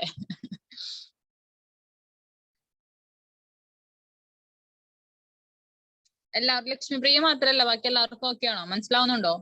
ഇത് കാൽക്കുലേറ്റർ എടുത്ത് കുത്തി നോക്ക് കേട്ടോ. എസിയുടെ ഇക്വേഷൻ നമ്മൾ നെക്സ്റ്റ് ഡിസ്കസ് ചെയ്യാൻ പോകുന്നേ ഉള്ളൂ റിസ്വാൻ. ഞാനൊന്ന് പറയട്ടെ. ആവറേജ് ഫിക്സഡ് കോസ്റ്റും ആവറേജ് വേരിയബിൾ കോസ്റ്റും കഴിയട്ടെ, എന്നിട്ട് പോയാ പോരെ. Yes, total cost divided by തോക്കിന്റെ ഇടയിൽ കയറിയിട്ട് എന്താ പറയാ, വെടിവെക്കല്ലേ. യെസ്, ഒരു കാര്യം ചെയ്തോ, നിങ്ങൾ പറഞ്ഞോ എന്താണ് ടോട്ടൽ കോസ്റ്റ് വരിക, സോറി ആവറേജ് കോസ്റ്റ് എങ്ങനെയാ വരിക? ആവറേജ് കോസ്റ്റിന്റെ ഒരു ഫോർമുല പറഞ്ഞിട്ടുള്ളത് total cost divided by quantity, അതല്ലെങ്കിൽ average fixed cost plus average variable cost. How it came into this calculation average cost പറയ എങ്ങനെ വരികയെന്ന് കണ്ടുപിടിക്കും. ബുദ്ധി ഉണ്ടോ നോക്കട്ടെ പിള്ളേർക്ക്. ആവറേജ് കോസ്റ്റ് ഇവിടെ എങ്ങനെ വരും? ഞാൻ പറഞ്ഞ ആവറേജ് കോസ്റ്റിന്റെ ഫോർമുല എന്ന് പറയുന്നത് total cost divided by quantity or average fixed cost plus average variable cost ആണ്. അങ്ങനെയാണെങ്കിൽ എങ്ങനെയാണ് ആവറേജ് കോസ്റ്റിന്റെ ഇവിടെ 28, 16, 19 അങ്ങനൊക്കെ വരുമോ എന്നുള്ളത് കണ്ടുപിടിക്കും.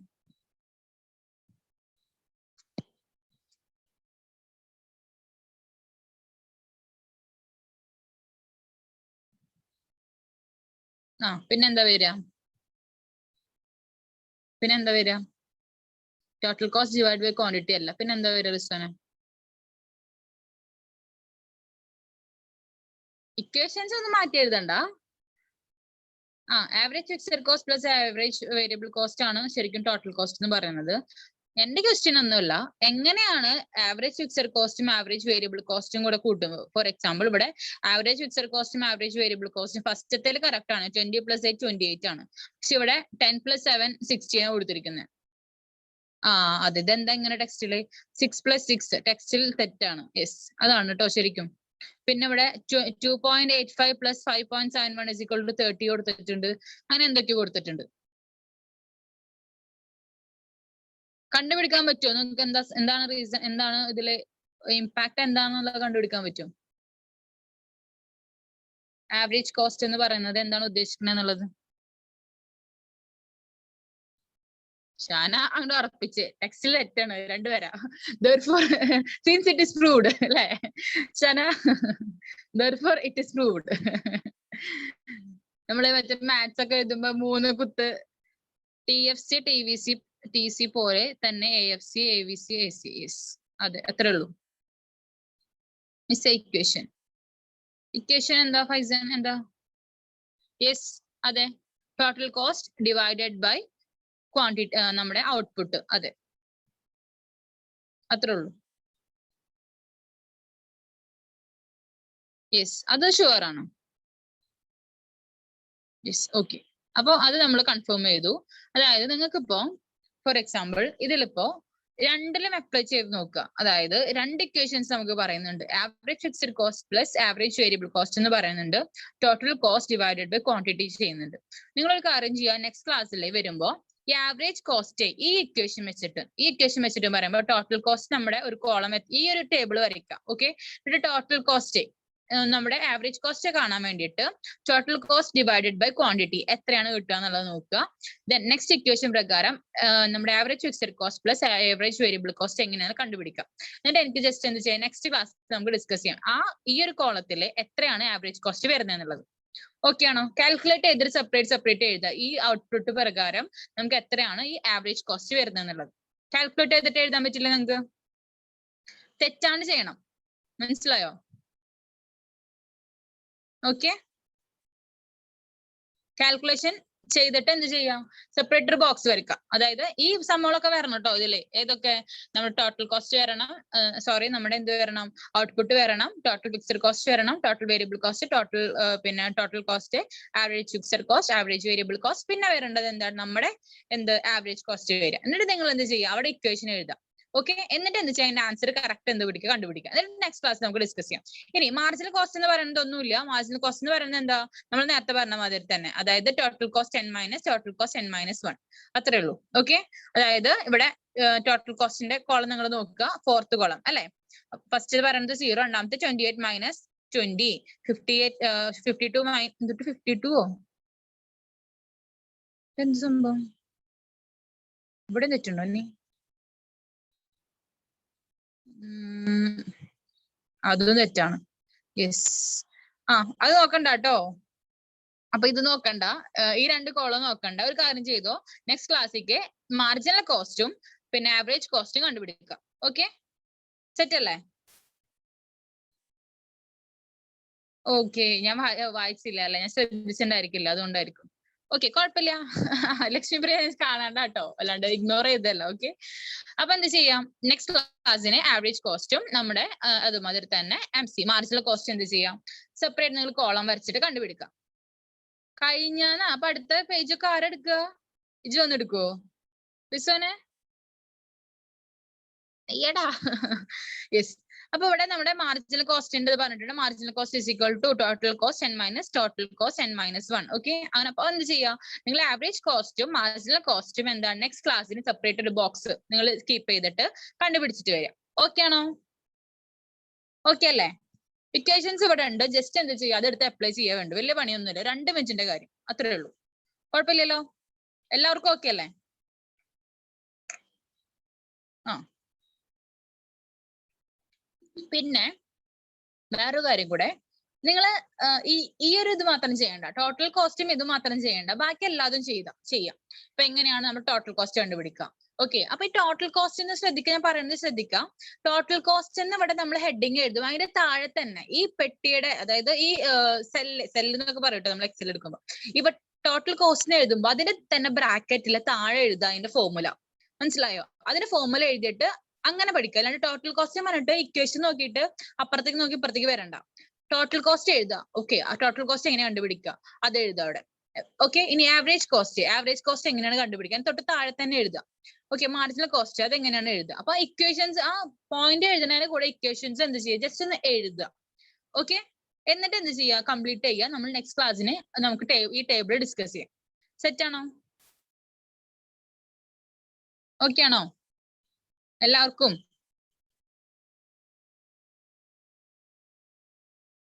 Okay, yes. അപ്പൊ നിങ്ങൾ എന്ത് ചെയ്യും, ഓട്ടോമാറ്റിക്കലി നിങ്ങൾ എന്ത് ചെയ്യും, നിങ്ങളുടെ ഇക്വേഷനും പഠിക്കും, അതുമാതിരി തന്നെ നമ്മുടെ കാൽക്കുലേഷൻ വർക്കും ചെയ്യും. അപ്പൊ കുറച്ചുകൂടെ ഭംഗി ഉണ്ടാവുക കാണാം. കുറച്ച് ഇക്വേഷൻസ് ഒക്കെ എഴുതി കാണാൻ നല്ല ഭംഗി ഉണ്ടായിരിക്കും അല്ലെ? യെസ്. ഇനി നമ്മൾ ഡിസ്കസ് ചെയ്യാൻ പോകുന്നത് എന്താണെന്ന് വെച്ചിട്ടുണ്ടെങ്കിൽ, ഇതൊക്കെ പറഞ്ഞു, മാർജിനൽ കോസ്റ്റ് കാര്യങ്ങളൊക്കെ പറഞ്ഞു. ഇനി difference between marginal cost and average cost, അത് ഇപ്പൊ എടുക്കണോന്ന് ആലോചിക്കണം.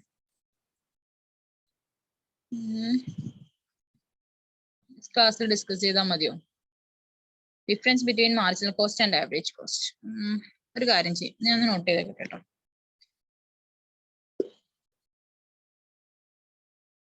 എടുക്കാൻ പോകുന്നത് ഇവിടെ ഒരു ചെറിയൊരു ടോപ്പിക് ഉണ്ട് കവർ ചെയ്യാൻ.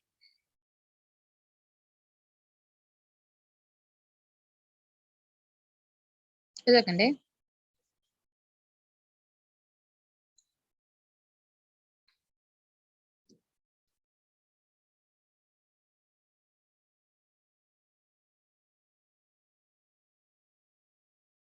ഓക്കെ, ഇതും കൂടെ ഡിസ്കസ് ചെയ്യാം. ആവറേജ് കോസ്റ്റും ഇതും കഴിഞ്ഞു. ഇനി ഇവിടെ ഡിസ്കസ് ചെയ്യാനുള്ളത് ലോങ് റൺ കോസ്റ്റ് അല്ലെ? യെസ്. അപ്പൊ നിങ്ങളൊരു കാര്യം ചെയ്യാം, ഇവിടെ നമ്മുടെ ഇക്വേഷൻ ഉണ്ടല്ലോ, ഞാൻ ഈ ആവറേജ് കോസ്റ്റിന് പറഞ്ഞ പോലെ തന്നെ നിങ്ങളുടെ മാർജിനൽ കോസ്റ്റിന്റെ അവിടെ ഇക്വേഷനും അവിടെ ബോക്സിൽ വന്നോട്ടെ കേട്ടോ. അതായത് ടോട്ടൽ കോസ്റ്റ് n-1 എന്നുള്ളത്. ഓക്കെ, അപ്പൊ അതും കൂടെ എഴുതിക്കോ. ആവറേജ് കോസ്റ്റിന് മാത്രമല്ല ഈ മാർജിനൽ കോസ്റ്റിന്റെ എന്ത് ചെയ്യാം, നിങ്ങൾ ഇക്വേഷൻ ആ ബോക്സ് എഴുതുമ്പോ എഴുതാം, പഠിക്കുക. ഓക്കെ ആണോ? മാർജിനൽ കോസ്റ്റിന്റെ ഇതും പറയാൻ മറന്നു കേട്ടോ, അതുകൊണ്ടാ. Okay, yes. ഇനി നമുക്ക് ഡിസ്കസ് ചെയ്യാൻ പോകുന്ന ഒരു ലോങ് റൺ കോസ്റ്റ് കർവ് പറഞ്ഞൊരു സംഭവം ഉണ്ട്. ഓക്കെ, അത് എന്ത് ചെയ്യാം, ഇപ്പൊ എടുക്കണോന്ന് ആലോചിക്കണേ. അപ്പൊ അടുത്ത ക്ലാസ്സിന് ഡിസ്കസ് ചെയ്യുമ്പോ എടുത്താൽ മതിയോ എന്ന് ആലോചിക്കണേ. യെസ്, ഒരു കാര്യം ചെയ്യാം,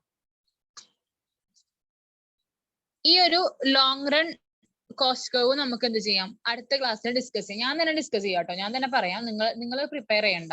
ഈ ടേബിൾ നമ്മൾ ഡിസ്കസ് ചെയ്യില്ലേ, ഈ ടേബിൾ ഡിസ്കസ് ചെയ്യുമ്പോൾ ഈ ഒരു എന്ത് ലോങ് റൺ കോസ്റ്റ് കർവും കൂടെ എന്ത് ചെയ്യാം, ഡിസ്കസ് ചെയ്യാം.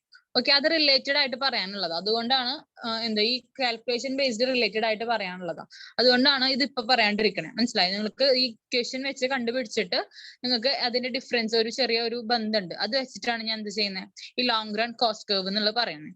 ഓക്കെ, അപ്പൊ ഈ ഒരു topic long run cost curve എന്നുള്ളത് ഞാൻ എന്ത് ചെയ്യുന്നുണ്ട്, സ്കിപ്പ് ചെയ്യുന്നുണ്ട് തൽക്കാലത്തേക്ക്. നെക്സ്റ്റ് ക്ലാസ്സിൽ നമ്മൾ എന്ത് ചെയ്യും, കാൽക്കുലേഷൻ ഡിസ്കസ് ചെയ്യുമ്പോൾ നമ്മൾ എന്ത് ചെയ്യും, ഈ long run cost curve discuss ചെയ്യും. ഓക്കെ ആണോ?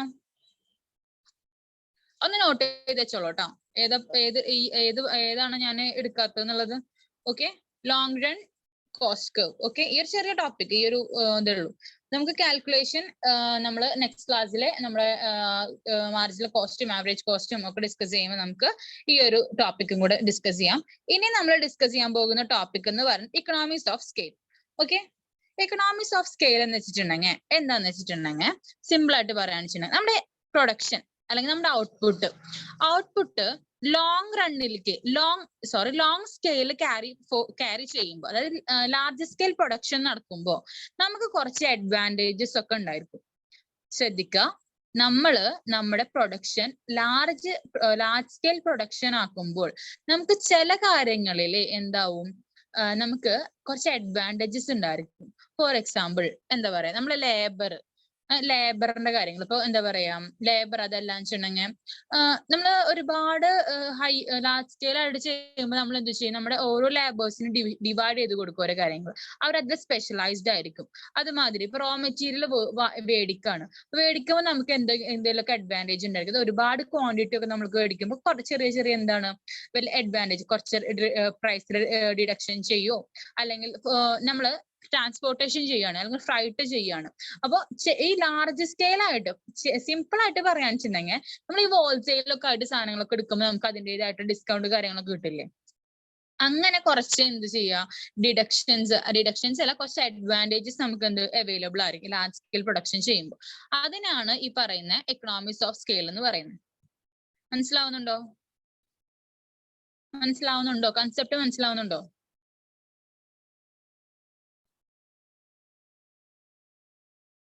ഒന്നുകൂടെ പറയണമെങ്കിൽ പറയാം കേട്ടോ. ഒന്നുമില്ല, ലാർജ് സ്കെയിൽ പ്രൊഡക്ഷൻ നമ്മൾ കൊണ്ടുപോകുമ്പോ എക്സാമ്പിൾസ് നമ്മൾ ഈ പറയുമ്പോൾ ഡിസ്കസ് ചെയ്യുന്നുണ്ട് റിസ്വാൻ. നമ്മൾ ഈ ചാപ്റ്ററിലാണ് ഡിസ്കസ് ചെയ്യുന്നുണ്ട്. അപ്പൊ ഞാൻ കറക്റ്റ് ലൈവ് എക്സാമ്പിൾസ് പറഞ്ഞുതരാം. ഓക്കെ, ഒന്നുമില്ല, നമ്മളിപ്പോ ലാർജ് സ്കെയിൽ പ്രൊഡക്ഷൻ ചെയ്യുമ്പോൾ ഇപ്പൊ മെഷീൻ ആയിക്കോട്ടെ, റോ മെറ്റീരിയൽസ് ആയിക്കോട്ടെ, ലേബേഴ്സ് ആയിക്കോട്ടെ, എല്ലാത്തിനും അതിൻ്റെതായിട്ടുള്ള അഡ്വാൻറ്റേജസ് ഉണ്ടായിരിക്കും. അതെങ്ങനെയൊക്കെയാണെന്നാണ് ഡിസ്കസ് ചെയ്യാൻ പോകുന്നത് ലാർജ് സ്കെയിൽ പ്രൊഡക്ഷൻ നടത്തുമ്പോൾ.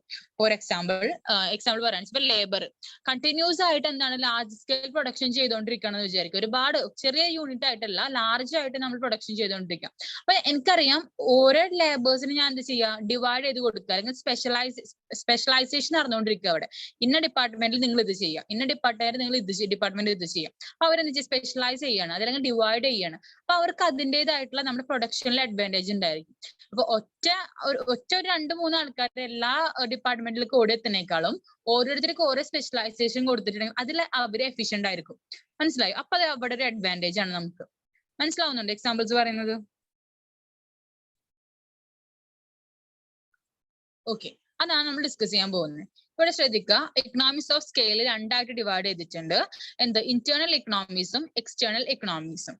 ഇവിടെ നിങ്ങൾ ഇവിടെ സെക്കൻഡ് ലൈനിൽ കേട്ടോ, when the output is carried on large quantities there are some advantages. ഞാൻ പറഞ്ഞ same point, when the output is carried on large quantities, എന്താ ഔട്ട്പുട്ട് നമ്മൾ ലാർജ് ക്വാണ്ടിറ്റീസിൽ ക്യാരി ചെയ്യുമ്പോൾ അവിടെ എന്താണ് കുറച്ച് അഡ്വാൻറ്റേജസ് ഉണ്ടായിരിക്കും. Okay, these advantages are called economics of large scale production. These economies are divided into two types. They are internal economies and external economies. എന്താ രണ്ടായിട്ട് നമ്മൾ ഡിവൈഡ് ചെയ്തിട്ടുണ്ട്. ഞാൻ പറഞ്ഞു ലാർജ് സ്കെയിൽ പ്രൊഡക്ഷനിൽ നമ്മൾ ചെയ്യുമ്പോൾ സം അഡ്വാൻറ്റേജസ് നമ്മൾ എന്ത് ചെയ്യും, നമുക്ക് കിട്ടും. അതിൽ നമ്മൾ രണ്ടായിട്ട് ഡിവൈഡ് ചെയ്തിട്ടുണ്ട്, internal economies and external economies. Okay, ഇനി ഇന്റേണൽ എക്കണോമീസ് വെച്ചിട്ടുണ്ടെങ്കിൽ എന്താണെന്ന് ശ്രദ്ധിക്കാം. When a firm expand its size of business or increase its output, it gets some advantages. നേരത്തെ പറഞ്ഞ പോലെ തന്നെ നമ്മുടെ ഫേമിന്റെ കാര്യമാണ് പറയുന്നത് കേട്ടോ. ഓക്കെ, നമ്മുടെ ഫേമിന്റെ കാര്യം പറയുന്നത്, ഒരൊറ്റ ഫേം, എനിക്ക് ഒരു ഫേം ഉണ്ട്. ഓക്കെ, പിന്നെ എക്സ്റ്റേണൽ എക്കണോമിക്സ് പറഞ്ഞ ഡിഫറെന്റ് കൺസെപ്റ്റ് ആണ്, അതുകൊണ്ടാണ് ഞാൻ ഇവിടെ ഫേം എന്ന് മാത്രം പറയുന്നത്. When a firm expand its size of business or increases its output, it gets some advantages. Okay, എന്റെ ഫേം മാത്രം എക്സ്പാൻഡ് ചെയ്യാണ് ഞാൻ, അല്ലെങ്കിൽ എന്റെ സൈസ് ഓഫ് പ്രൊഡക്ഷൻ മാത്രം ഞാൻ കൂട്ടുന്നത്. അങ്ങനെ ആവുമ്പോൾ എനിക്ക് എന്ത് ചെയ്യും, I will get some advantages or benefits. Okay, these are called internal economies. ഇതിനാണ് എന്ത് പറയുന്നത്, ഇന്റേണൽ എക്കണോമീസ് എന്ന് പറയുന്നത്. These internal economies are related to a single firm. Okay, ഒരു സിംഗിൾ ഫേമിന്റെ കാര്യം മാത്രമാണ് ഞാൻ പറയുന്നത്, and not related to all other firms in the industry. ഇപ്പൊ എന്റെ ഒരു ഫേമിന്റെ കാര്യം മാത്രമാണ് ഞാൻ പറയുന്നത്, and not other. Okay, together അല്ല ഞാൻ പറയുന്നത്. ഓക്കെ, ഞാൻ പറയുന്നത് ഇവിടെ ഒരു സിംഗിൾ ഫേമിന്റെ കാര്യം മാത്രമാണ്. ഇതിനാണ് എന്ത് പറയുന്നത്, ഇന്റേണൽ എക്കണോമീസ് എന്ന് പറയുന്നത്. ക്ലിയർ ആണോ പറയുന്നത്? കൺസെപ്റ്റ് ക്ലിയർ ആണോ? കൺസെപ്റ്റ് ക്ലിയർ ആണോ? ഒന്നുകൂടെ പറയണമെങ്കിൽ ഒന്നുകൂടെ പറയാട്ടോ. ഹലോ,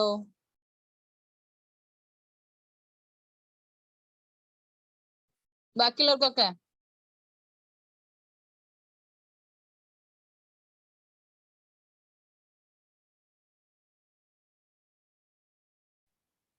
എല്ലാവർക്കും ഓക്കെ?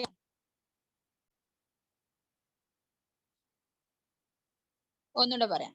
യെസ്, നാജില, ഞാന് എന്റെ ഫേം ശ്രദ്ധിച്ചു കേട്ടോ. എനിക്കൊരു ഫേം ഉണ്ട്. ഞാനൊരു ഫേമില്, എന്റെ ഫേമില് XYZ ലിമിറ്റഡ്, ഓക്കെ, എനിക്കൊരു ലിമിറ്റഡ് എന്നല്ല ജസ്റ്റ് പറഞ്ഞ കേട്ടോ. ഓക്കെ, എനിക്കൊരു ഫേം ഉണ്ട്.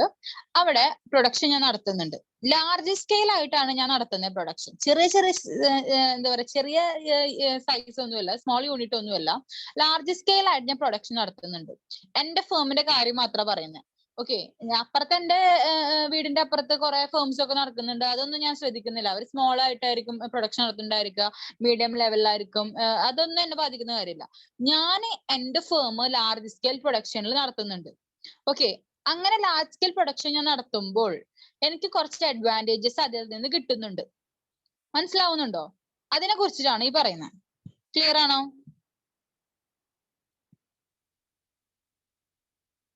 മാക്സിമം പ്രൊഡക്ട്സ്, യെസ്, ക്ലിയർ ആണെന്ന് വിചാരിക്കുന്നു.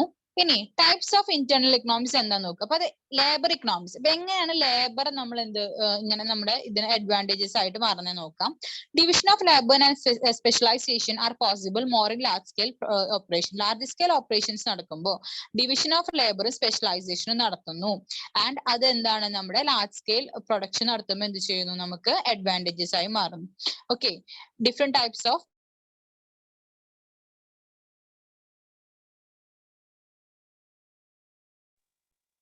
ഈ എല്ലാവരും വിളിച്ചിട്ട് തൊഴിലില്ല കേട്ടോ, സോറി, അതുകൊണ്ടാണ് കട്ടാവുന്നത്. ഇവിടെ എന്താ പറയുക, different types of workers can specialise and do the job four which they are most suited. എന്താ, ഏത് വർക്കേഴ്സ് ഏത് ജോബിലാണ് കൂടുതൽ എന്ത് സ്പെഷ്യലൈസ് ചെയ്തിട്ടുള്ള അവർക്ക് എന്ത് ചെയ്യാം, അതിൽ എഫിഷ്യന്റ് ആവും. Okay, as a result of this quality and speed of work both improve. Okay, ഇതിന്റെ as a result of this എന്ത്, quality and speed of work both improve. എന്താ, ക്വാളിറ്റിയും സ്പീഡും എന്താവും, ഇംപ്രൂവ് ആവും. മനസ്സിലാവുണ്ടോ പറയണത്? നിങ്ങൾക്ക് ക്ലിയർ ആവുന്നുണ്ടോ പറയുന്നത്? ലാർജ് സ്കെയിൽ പ്രൊഡക്ഷൻ നടത്തുമ്പോൾ നമ്മൾ ലേബേഴ്സിന് എന്ത് ചെയ്യുന്നു, സ്പെഷ്യലൈസ് ചെയ്ത് കൊടുക്കുന്നു, ഡിവിഷൻ ഓഫ് ലേബർ ചെയ്യുന്നു. അവരവർക്ക് എന്താണ് ക്വാളിറ്റിയും അതുമാതിരി എഫിഷ്യന്റ് ആയിട്ടുള്ള വർക്ക് അവർക്ക് എന്ത് ചെയ്യാൻ പറ്റുന്നു, വർക്ക് ചെയ്യാൻ പറ്റുന്നു. അതാണ് പറയുന്നത്. മനസ്സിലാവുണ്ടോ? അത്രേ ഉള്ളൂ. ഇത് എല്ലാവർക്കും ഓക്കെ ആണോ? ഫൈസനൊക്കെ എവിടെ പോയി? സിനാൻ,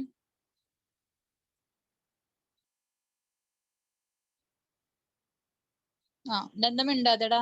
മനസ്സിലാവുന്നില്ലേ?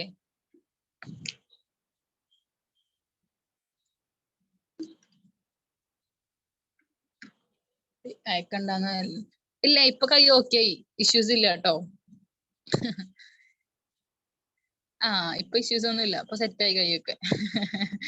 ഇനി നിങ്ങൾ എല്ലാവരും കൂടെ അയച്ചോ, ഇഷ്യൂസ് ഇല്ല. Okay, yes. അപ്പൊ ലേബറിന്റെ കാര്യം പറഞ്ഞത് മനസ്സിലായെന്ന് വിചാരിക്കണു. നെക്സ്റ്റ് നമ്മൾ ഡിസ്കസ് ചെയ്യാൻ പോകുന്നത് എന്താണെന്ന് വെച്ചിട്ടുണ്ടെങ്കിൽ ടെക്നിക്കൽ എക്കണോമിക്സ്. ടെക്നിക്കൽ എക്കണോമിക്സ് എന്ന് വെച്ചിട്ടുണ്ടെങ്കിൽ a large firm will be able to install large capacity of machines in place and in place of small size machines. It also adapt latest technology. അതായത് നമ്മൾ large scale production നടത്തുമ്പോൾ നമുക്ക് എന്താണ്, large capacity of machines എന്ത് ചെയ്യാൻ പറ്റും, place ചെയ്യാൻ പറ്റും അല്ലെ. അതുമാതിരി തന്നെ ലേറ്റസ്റ്റ് ആയിട്ടുള്ള ടെക്നോളജീസ്. ഇപ്പോൾ ലാർജ് സ്കെയിൽ പ്രൊഡക്ഷൻ ഒക്കെ നടത്തുമ്പോൾ നമ്മൾ മാക്സിമം ലേറ്റസ്റ്റ് ടെക്നോളജി എന്ത് ചെയ്യാം, നമ്മൾ അഡോപ്റ്റ് ചെയ്യണം. അതുമാതിരി തന്നെ ഏറ്റവും കപ്പാസിറ്റി ഉള്ള, ഏറ്റവും ലാർജ് കപ്പാസിറ്റി ഉള്ള മെഷീൻസ് നമ്മൾ എന്ത് ചെയ്യണം, അഡോപ്റ്റ് ചെയ്യണം. ആൻഡ് നമ്മുടെ ഔട്ട്പുട്ട് എന്ത് ചെയ്യുന്നു, ഇൻക്രീസ് ചെയ്യുന്നു. Okay, this will give mechanical advantages over small firms and cost will be minimum. മനസ്സിലായോ? കോസ്റ്റ് മിനിമം ആവുകയും ചെയ്യും എന്നൊക്കെയാണ് പറയുന്നത്. ഇപ്പോൾ ഇതിൽ എത്രത്തോളം പ്രാക്ടിക്കൽ സൈഡ് ഉണ്ടെന്ന് എനിക്ക് അറിയില്ല.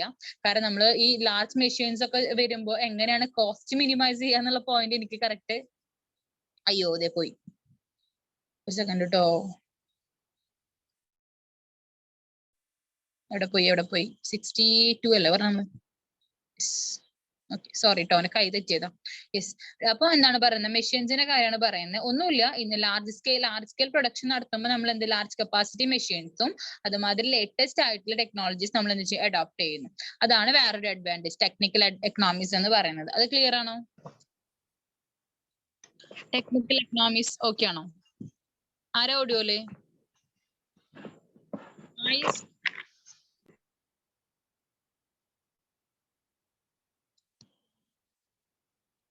Utilising maximum resource to produce maximum product. അതെ, അത്രേ ഉള്ളൂ. അതെ, മാക്സിമം റിസോഴ്സസ് എന്നല്ല ഉദ്ദേശിക്കുന്നത് കേട്ടോ റിസ്വാൻ. നമ്മള് മാക്സിമം പ്രൊഡക്ഷന് വേണ്ടിയിട്ട് ലാർജ് സ്കെയിൽ ആയിട്ട്, അതായത് മാക്സിമം നമ്മൾ ഇൻവെസ്റ്റ്മെന്റ് നടത്താന്നാണ് ഉദ്ദേശിക്കുന്നത്. ഇപ്പൊ മെഷീൻ കപ്പാസിറ്റി ഇൻസ്റ്റാൾ ചെയ്യാന്നൊക്കെ പറയുമ്പോൾ നമ്മുടെ കയ്യിൽ നിന്ന് അത്രയും എന്താ പറയാ ഇത് പോവല്ലേ, എക്സ്പെൻസ്, അതായത് കോസ്റ്റ് പോവല്ലേ ചെയ്യാം. റിസോഴ്സസ് മാക്സിമം യൂട്ടിലൈസ് ചെയ്യാന്നല്ല ഉദ്ദേശിക്കുന്നത്, ലാർജ് സ്കെയിൽ ആയിട്ട് എന്താ പറയാ യൂസ് ചെയ്യാന്ന് ഉദ്ദേശിക്കുന്നത്. മനസ്സിലായി? എല്ലാതും ലാർജ് സ്കെയിൽ ആയിട്ട് എന്ത് ചെയ്യാ യൂസ് ചെയ്യാന്ന് ഉദ്ദേശിക്കുന്നത്. അതെ അതെ അതെ. ടെക്നിക്സ് അല്ലേന്ന് ചോദിക്കുമ്പോ എന്താ ടെക്നിക് ഇക്കണോമിക്സ് ഉദ്ദേശിക്കുന്നത് മെഷീൻസിന്റെ കാര്യം ഉദ്ദേശിക്കുന്നത്. മനസ്സിലായോ? ഈ മാനേജറിയൽ എക്കണോമിക്സ് എന്ന് പറയുമ്പോൾ ഒന്നുമില്ല, ടാലന്റഡ് ആയിട്ടുള്ള മാനേജേഴ്സിനെ അപ്പോയിന്റ് ചെയ്യാം. ഓക്കെ, അങ്ങനെയാകുമ്പോൾ നല്ല എന്താണ് നമുക്കറിയാം. ഇപ്പൊ നമ്മുടെ ഈ ഇൻഡസ്ട്രിയിൽ നമ്മുടെ പ്രൊഡക്ഷൻ പ്രോസസ് നല്ല ടാലന്റഡ് ആയിട്ടുള്ള വർക്കേഴ്സും അല്ലെങ്കിൽ മാനേജേഴ്സും ഒക്കെ ഉണ്ടെങ്കിൽ അവർക്ക് എന്ത് ചെയ്യാൻ പറ്റും, നല്ല രീതിയിൽ മാനേജ് ചെയ്യാൻ പറ്റും, എഫിഷ്യന്റ് ആയിട്ട് എന്ത് ചെയ്യാൻ പറ്റും, റൺ ചെയ്യാൻ പറ്റും. ഓക്കെ, അതാണ് managerial economics. Highly talented managers or specialized skills will be employed by large scale firms. Okay, അതാണ് ഉദ്ദേശിക്കുന്നത്. It helps to make better decision in the production. Okay, പ്രൊഡക്ഷനിലെ better decision എടുക്കാൻ ചെയ്യുന്നു, ഹെൽപ്പ് ചെയ്യുന്നു managerial economics. Okay, നല്ല മാനേജേഴ്സിനെ ഉദ്ദേശിക്കുന്നത് കേട്ടോ. Next marketing economics. Marketing economics വെച്ചിട്ടുണ്ടെങ്കിൽ ഒന്നുമില്ല, നമ്മുടെ റോ മെറ്റീരിയൽസ് ഒക്കെ ലാർജ് സ്കെയിൽ ആയിട്ട് പ്രൊഡക്ഷനും സെയിൽസും നടത്തുമ്പോൾ നമ്മുടെ ട്രാൻസ്പോർട്ടേഷനിൽ ചില കൺസെഷൻസ് കിട്ടും നമുക്ക്. മനസ്സിലായോ? ട്രാൻസ്പോർട്ടേഷനിലുള്ള കൺസെഷൻ ഉദ്ദേശിക്കുന്ന മാർക്കറ്റിംഗ് എക്കണോമിക്സ് എന്ന് പറയുന്നത്. Large scale purchases of raw material and sale of finished goods gives the advantages of transport concessions to the firm. Advertisement cost will be less due to large output sales. മനസ്സിലായോ? അതായത് ഒന്നുമില്ല, ട്രാൻസ്പോർട്ടേഷന്റെ കാര്യങ്ങളാണ് പറയുന്നത്. മനസ്സിലായോ? അതായത് ഈ അഡ്വർടൈസ്മെന്റിന്റെ കോസ്റ്റ് കുറയുന്ന ഉദ്ദേശിക്കുന്നത്. നമ്മുടെ സെയിൽസും ഔട്ട്പുട്ടും നമ്മൾ ഒരുപാട് ലാർജ് ആവുമ്പോൾ ഒരു അഡ്വർടൈസ്മെന്റിന്റെ കോസ്റ്റ് എന്ന് പറയുന്നത് നമുക്ക് അതൊരു ചെറിയൊരു എമൗണ്ട് ആയിട്ട് തോന്നുള്ളൂ. ആ ഒരു പോയിന്റും പറയുന്നുണ്ട്. പിന്നെ രണ്ടാമത്തെ പോയിന്റ്, ഫസ്റ്റ് പോയിന്റ് പറയുന്നത് എന്താ വെച്ചിട്ടുണ്ടെങ്കിൽ റോ മെറ്റീരിയൽസ് സെയിൽസും എന്താ പറയാ റോ മെറ്റീരിയൽ പർച്ചേസും പിന്നെ നമ്മുടെ ഫിനിഷ്ഡ് ഗുഡ് സെയിൽസ് ഒക്കെ ആവുമ്പോൾ നമ്മൾ ലാർജ് സ്കെയിൽ ആയിട്ടാണല്ലോ നമ്മൾ എന്ത് ചെയ്യുന്നത്, ക്യാരി ഫോർവേഡ് ചെയ്യുന്നത്. അപ്പൊ നമ്മൾ ട്രാൻസ്പോർട്ടേഷൻ കോസ്റ്റ് എന്ത് ചെയ്യും, കൺസെഷൻ കിട്ടുന്ന പറയുന്നത്, റിഡക്ഷൻസ് എന്തെങ്കിലും കിട്ടുന്നതാണ് പറയുന്നത്. അതാണ് മാർക്കറ്റിംഗ് എക്കണോമിക്സ് എന്ന് പറയുന്നത്. ഓക്കെ, നെക്സ്റ്റ് നമ്മൾ ഡിസ്കസ് ചെയ്യാൻ പോകുന്നത് ഫിനാൻഷ്യൽ എക്കണോമിക്സ്. ഫിനാൻഷ്യൽ എക്കണോമിക്സ് വെച്ചിട്ടുണ്ടെങ്കിൽ ഒന്നുമില്ല, നമ്മുടെ ക്രെഡിറ്റ് ഫെസിലിറ്റി ഉണ്ടല്ലോ, നമുക്ക് ബോറോ ചെയ്യേണ്ട ക്രെഡിറ്റ് ഫെസിലിറ്റി നമുക്ക് എന്തായിരിക്കും, നമുക്ക് ഈസിലി അവൈലബിൾ ആയിരിക്കും. അതാണ് ഉദ്ദേശിക്കുന്നത്.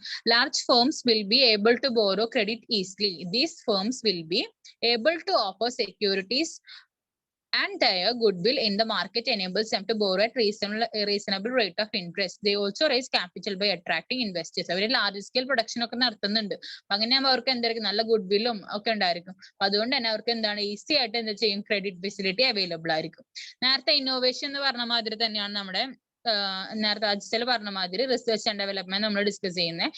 ഇംപ്രൂവ്മെന്റ്സ് ഇൻ ടെക്നോളജി, ഓക്കെ, അതാണ് ഉദ്ദേശിക്കുന്നത് നമ്മുടെ എന്ത്, റിസർച്ച് ആൻഡ് ഡെവലപ്മെന്റ്. ഓക്കെ, എന്നിട്ട് ഇന്നോവേഷൻസ്, ഓക്കെ, അതാണ് ഉദ്ദേശിക്കുന്നത് കേട്ടോ. ഇനി next economics related to transport and storage. നേരത്തെ പറഞ്ഞ സെയിം സംഭവം തന്നെ ഇവിടെ ഫ്രൈറ്റ് കൺസെഷൻസ്. ഓക്കെ, ഇപ്പൊ റോഡിൽ കൂടെ പോകുമ്പോൾ അല്ലെങ്കിൽ നമ്മുടെ റെയിൽവേ കൂടെ ഒക്കെ പോകുമ്പോൾ നമുക്ക് ട്രാൻസ്പോർട്ട് ഫ്രൈറ്റ് കൺസെഷൻ, ഓക്കെ, അത് നമുക്ക് അവൈലബിൾ ആയിരിക്കും. അതാണ് ട്രാൻസ്പോർട്ട് ആൻഡ് സ്റ്റോറേജ് കോസ്റ്റ് എന്ന് ഉദ്ദേശിക്കുന്നത്. പിന്നെ ഇവിടെ ഒരു പോയിന്റ് കൂടെ പറയുന്നുണ്ട്, റിസ്ക് ബെയറിംഗ് എന്ന് പറയുന്നുണ്ട്. ഒന്നുമില്ല, നമുക്ക് ഒരു ചെറിയ ലോസ് ഉണ്ടായാലും നമുക്ക് ഒരുപാട് അപ്പുറത്തുനിന്ന് പ്രോഫിറ്റ് എന്തൊക്കെ കിട്ടുന്നുണ്ട്. അപ്പൊ ചെറിയൊരു ലോസ് വന്നാൽ അത് നമ്മുടെ പ്രൊഡക്ഷൻ എന്ത് ചെയ്യില്ല, ബാധിക്കില്ല. അതാണ് പറയുന്നത്. ഈ പോയിന്റ്സ് ഒക്കെ ക്ലിയർ ആണോ? 8 പോയിന്റ്സും ക്ലിയർ ആണോ? ഏതെങ്കിലും ഒരു പോയിന്റ് പറയണം, ഒന്നുകൂടെ പറയണമെങ്കിൽ ഞാൻ പറയാം. നിങ്ങൾ ആ 8 പോയിന്റ് ഒന്ന് വായിച്ചു നോക്ക് എല്ലാതും.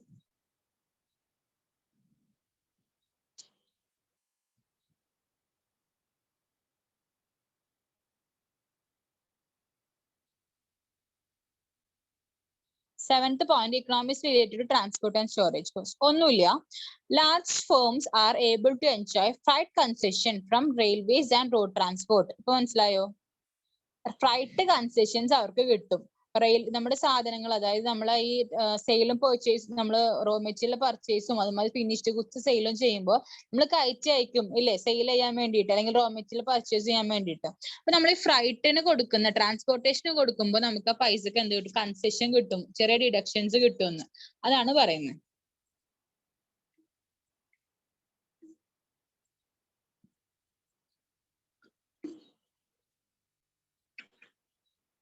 എല്ലാ പോയിന്റ്സും ഒന്ന് നോക്കുക, എന്നിട്ട് എവിടെയെങ്കിലും സ്റ്റക്ക് ആവുന്നുണ്ടോ നോക്കുക എല്ലാവരും.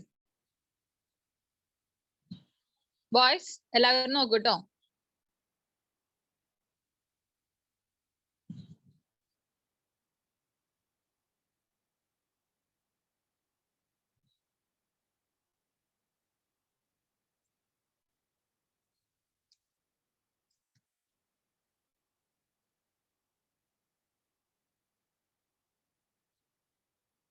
Fourth point marketing economics. അതെന്താന്ന് വെച്ചിട്ടുണ്ടെങ്കിൽ മുബീന ഒന്നുമില്ല. Large scale purchase of raw material and sale of finished goods gives the advantages. ഇപ്പൊ നേരത്തെ പറഞ്ഞത് തന്നെ, അതായത് നമ്മുടെ റോഡും ട്രാൻസ്പോർട്ടേഷന്റെ കാര്യം പറഞ്ഞില്ലേ, ആ സംഭവം തന്നെയാണ് ഫസ്റ്റ് പോയിന്റ് പറയുന്നത്. അതായത് കൺസെഷൻ കിട്ടുന്നു നമുക്ക്, അതായത് സെയിൽ ചെയ്യുമ്പോഴോ പർച്ചേസ് ചെയ്യുമ്പോഴോ ട്രാൻസ്പോർട്ടേഷൻ കോസ്റ്റ് നമുക്ക് എന്താ വെച്ചാൽ ചെറിയൊരു ഡിഡക്ഷൻ കിട്ടും. അതുപോലെ തന്നെ രണ്ടാമത്തെ point advertisement cost will be less എന്ന് പറയുന്നത്, നമ്മള് ഔട്ട്പുട്ട്, അതായത് നമ്മൾ പ്രൊഡക്ഷൻ എന്താണ് ലാർജ് സ്കെയിൽ ആയിട്ടാണ് നടക്കുന്നത്. സ്വാഭാവികമായിട്ട് നമുക്ക് എന്താ വെച്ചാൽ നല്ല രീതിയിൽ പ്രോഫിറ്റ് കിട്ടും അല്ലെ. ലാർജ് സ്കെയിൽ പ്രൊഡക്ഷനിലെ സെയിൽസ്, അതായത് സെയിൽ ചെയ്യുമ്പോൾ നമുക്ക് എന്ത് കിട്ടും, നല്ല രീതിയിൽ നമുക്ക് എന്ത് കിട്ടും, നമ്മുടെ പ്രോഫിറ്റ് കിട്ടും. അങ്ങനെ ആകുമ്പോൾ അഡ്വർടൈസ്മെന്റ് കോസ്റ്റ് എന്ന് പറയുന്നത് നമ്മളെ സംബന്ധിച്ചിടത്തോളം എന്തായിരിക്കും, വളരെ കുറവായിരിക്കും. മനസ്സിലായുണ്ടോ? അതാണ് മാർക്കറ്റിംഗ് എക്കണോമിക്സിലെ 2 പോയിന്റ്സ് പറയുന്നത്. ഓക്കെ ആണോ? 8 പോയിന്റും എല്ലാവർക്കും ക്ലിയർ ആണെന്നുള്ളത് കൺഫേംഡ് ആണെങ്കിൽ we can move to internal diseconomics. ഏതെങ്കിലും പോയിന്റ് പറയണമെങ്കിൽ ആർക്കെങ്കിലും പറയാട്ടോ, ഞാൻ കറക്റ്റ് പറഞ്ഞുതരാം. ഞാൻ ഷോർട്ട് ആക്കിയിട്ടേ പറഞ്ഞിട്ടുള്ളൂ, വായിച്ചു കഴിയുമ്പോൾ നിങ്ങൾക്ക് ഒന്നുകൂടെ മനസ്സിലാവും. ഇൻ കേസ് എവിടെയെങ്കിലും പോയിന്റ്സ് ഉണ്ടെങ്കിൽ, ഡൗട്ട് വരുന്നുണ്ടെങ്കിൽ ഞാൻ പറഞ്ഞുതരാം.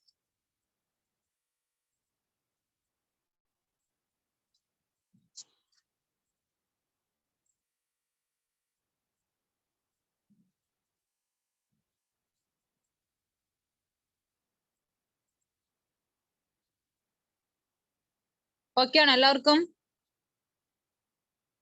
ക്ലിയർ. ഷാന മാത്രമേ ഇവിടെ റിപ്ലൈ തന്നിട്ടുള്ളൂ, ബാക്കി എല്ലാവരും റിപ്ലൈ തരാന്ന് വെച്ചിട്ടുണ്ടെങ്കിൽ ഇന്റേണൽ ഡിസെക്കണോമിക്സിലേക്ക് പോവാം.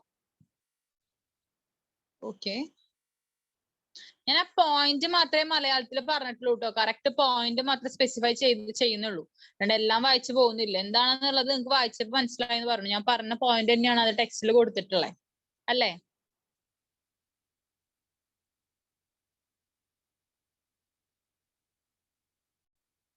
യെസ്, 8 പോയിന്റ് വായിച്ചെത്തും എല്ലാവരും. ഞാൻ സമയം തന്നത് അതിനാണ് കേട്ടോ.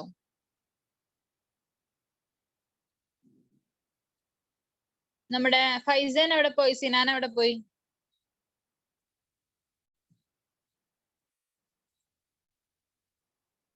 ആ, സിനാൻ എവിടെ? ആ, വായിക്ക് വായിച്ചു കഴിഞ്ഞിട്ട് കംപ്ലീറ്റ് ആയിട്ട് പറഞ്ഞാൽ മതി കേട്ടോ എല്ലാവരും. ആ, സിനു വന്നിട്ടില്ല. Okay,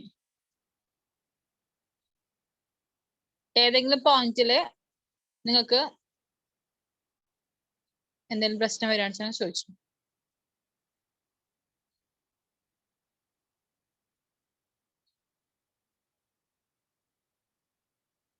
set.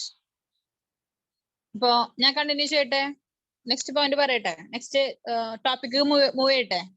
സെറ്റ് അല്ലേ എല്ലാവരും? ഡൗട്ട്സ് ഒന്നും ഇല്ലല്ലോ? Okay, yes.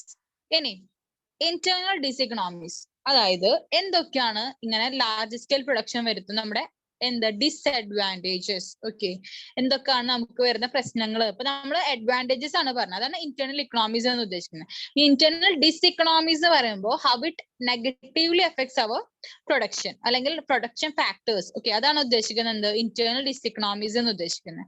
Okay, internal diseconomies are those disadvantages which are internal to the firm and accrue to the firm when it over expands its scale of production. നമ്മുടെ scale of production എന്ത് ചെയ്യുമ്പോൾ, expand ചെയ്യുമ്പോൾ അല്ലെങ്കിൽ large scale production നടത്തുമ്പോൾ എങ്ങനെയാണ് നമ്മുടെ പ്രൊഡക്ഷനെ negative ആയിട്ട് ബാധിക്കുക. ഓക്കെ, അതല്ലെങ്കിൽ ഡിസ്അഡ്വാൻറ്റേജ് ചെയ്യുക. What are the difficulties. Okay, അതിനാണ് എന്ത് പറയുന്നത്, നമ്മുടെ ഇന്റേണൽ ഡിസെക്കണോമിക്സ് എന്ന് പറയുന്നത്. കൺസെപ്റ്റ് ക്ലിയർ ആണോ? കൺസെപ്റ്റ് ക്ലിയർ ആണോ?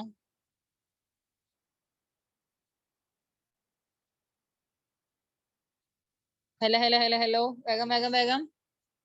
യെസ് മിസ്സേ, വൺ മോർ. ഫൈസൻ ഒന്നുമില്ല, നമ്മൾ ലാർജ് സ്കെയിൽ പ്രൊഡക്ഷൻ നടത്തുമ്പോൾ എന്തൊക്കെ അഡ്വാൻറ്റേജസ് ഉണ്ടെന്നാണ് നമ്മൾ നേരത്തെ പറഞ്ഞത് അല്ലെ. ഇനി ഇവിടെ എന്താന്ന് വെച്ചിട്ടുണ്ടെങ്കിൽ പറയുന്നത് എന്താ വെച്ചിട്ടുണ്ടെങ്കിൽ ഇന്റേണൽ ഡിസ്ഇക്കണോമീസ് എന്ന് വെച്ചിട്ടുണ്ടെങ്കിൽ ഒന്നുമില്ല, disadvantages. Diseconomy means disadvantages. Okay, large scale production നമ്മൾ നടത്തുമ്പോൾ എന്തൊക്കെ ഡിസ്അഡ്വാൻറ്റേജസ് ആണ് നമ്മൾ ഫേസ് ചെയ്യേണ്ടി വരിക, അതാണ് എന്ത് ഇന്റേണൽ ഡിസ്ഇക്കണോമീസ് എന്ന് പറയുന്നത്. ക്ലിയർ ആണോ? ഓക്കെ, എന്തൊക്കെയാണോ നമുക്ക് നോക്കാം. ഞാനിവിടെ വായിച്ചിട്ടുണ്ടായിരുന്നു കേട്ടോ. Internal diseconomies are those disadvantages. Diseconomy means disadvantages, okay, which are internal to the firm and accrue to the firm when it over expands its scale of production. Okay, scale of production കൂട്ടുമ്പോ എന്തൊക്കെയാണ് നമ്മുടെ disadvantages നമ്മുടെ firm face ചെയ്യേണ്ടി വരിക. Okay, അതാണ് internal diseconomies എന്ന് പറയുന്നത്. First point is about management diseconomies. എന്താണ് management economies എന്ന് ഉദ്ദേശിക്കുന്നത്? Okay, these diseconomies occurs primarily because of increasing managerial difficulties with too large a scale of production. എന്താണ് നമ്മുടെ മാനേജീരിയൽ, അതായത് നമ്മുടെ ലാർജ് സ്കെയിൽ പ്രൊഡക്ഷൻ വരുമ്പോൾ എന്തൊക്കെയാണ് മാനേജീരിയൽ ആയിട്ടുള്ള എന്തോ ഡിഫിക്കൽട്ടീസ് വരിക എന്നാണ് ഉദ്ദേശിക്കുന്നത്. It becomes difficult for the top management to exercise control and to bring about proper coordination. എന്താ ടോപ്പ് ലെവൽ മാനേജ്മെന്റ് ഇതിലിരിക്കുന്ന ആൾക്കാർക്ക് എന്താണ് പ്രോപ്പർ ആയിട്ട് മാനേജ് ചെയ്യാൻ പറ്റില്ല, അല്ലെങ്കിൽ പ്രോപ്പർ ആയിട്ട് കൺട്രോൾ ചെയ്യാൻ പറ്റില്ല, പ്രോപ്പർ ആയിട്ട് കോർഡിനേറ്റ് ചെയ്യാൻ പറ്റില്ല. അതാണ് ഉദ്ദേശിക്കുന്നത് എന്ത് മാനേജ്മെന്റ് ഡിസ്ഇക്കണോമീസ് വെച്ചിട്ടുണ്ടെങ്കിൽ. ഒന്നുമില്ല, ലാർജ് സ്കെയിൽ പ്രൊഡക്ഷൻ നടത്തുമ്പോൾ നമ്മുടെ മാനേജിയർ ലെവലിലുള്ള ആൾക്കാർക്ക്, അതല്ലെങ്കിൽ ടോപ്പ് ലെവൽ മാനേജ്മെന്റിലെ ആൾക്കാർക്ക് എല്ലാം കൂടെ കോർഡിനേറ്റ് ചെയ്യാനും എല്ലാം കൂടെ കൺട്രോൾ ചെയ്യാനും പറ്റിയെന്ന് വരില്ല. അത് കുറച്ച് ഡിഫിക്കൽട്ടീസ് നമ്മുടെ പ്രൊഡക്ഷനിൽ ഉണ്ടായിരിക്കും. അത് എന്ത് പറയുന്ന മാനേജ്മെന്റ് ഡിസ്ഇക്കണോമീസ് പറയുന്നത്. ക്ലിയർ ആണോ? ഓക്കെ ആണോ? മനസ്സിലായെന്ന് പറയട്ടോ.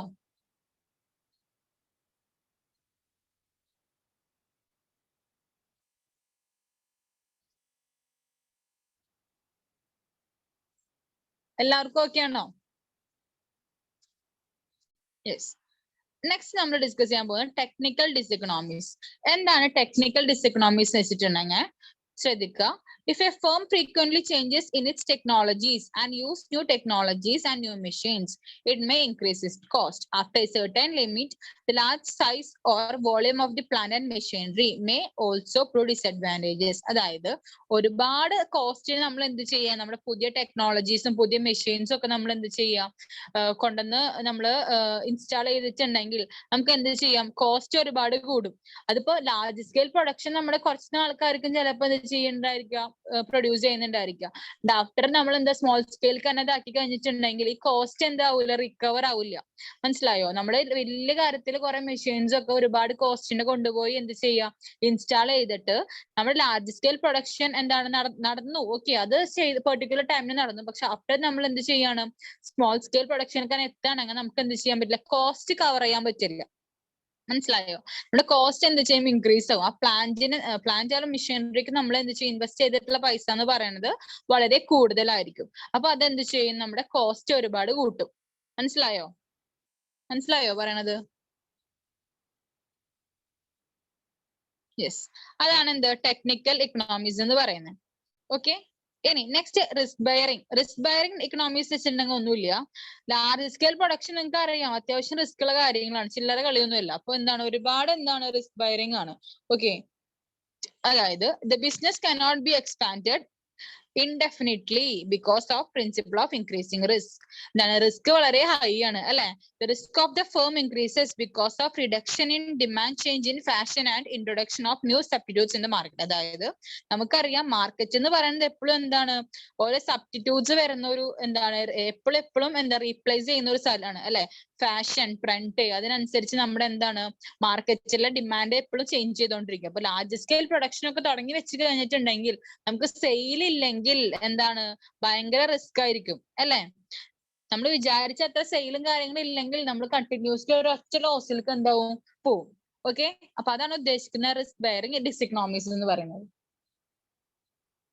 ഓക്കെ ആണോ? മനസ്സിലാവുണ്ടോ പറയണത്?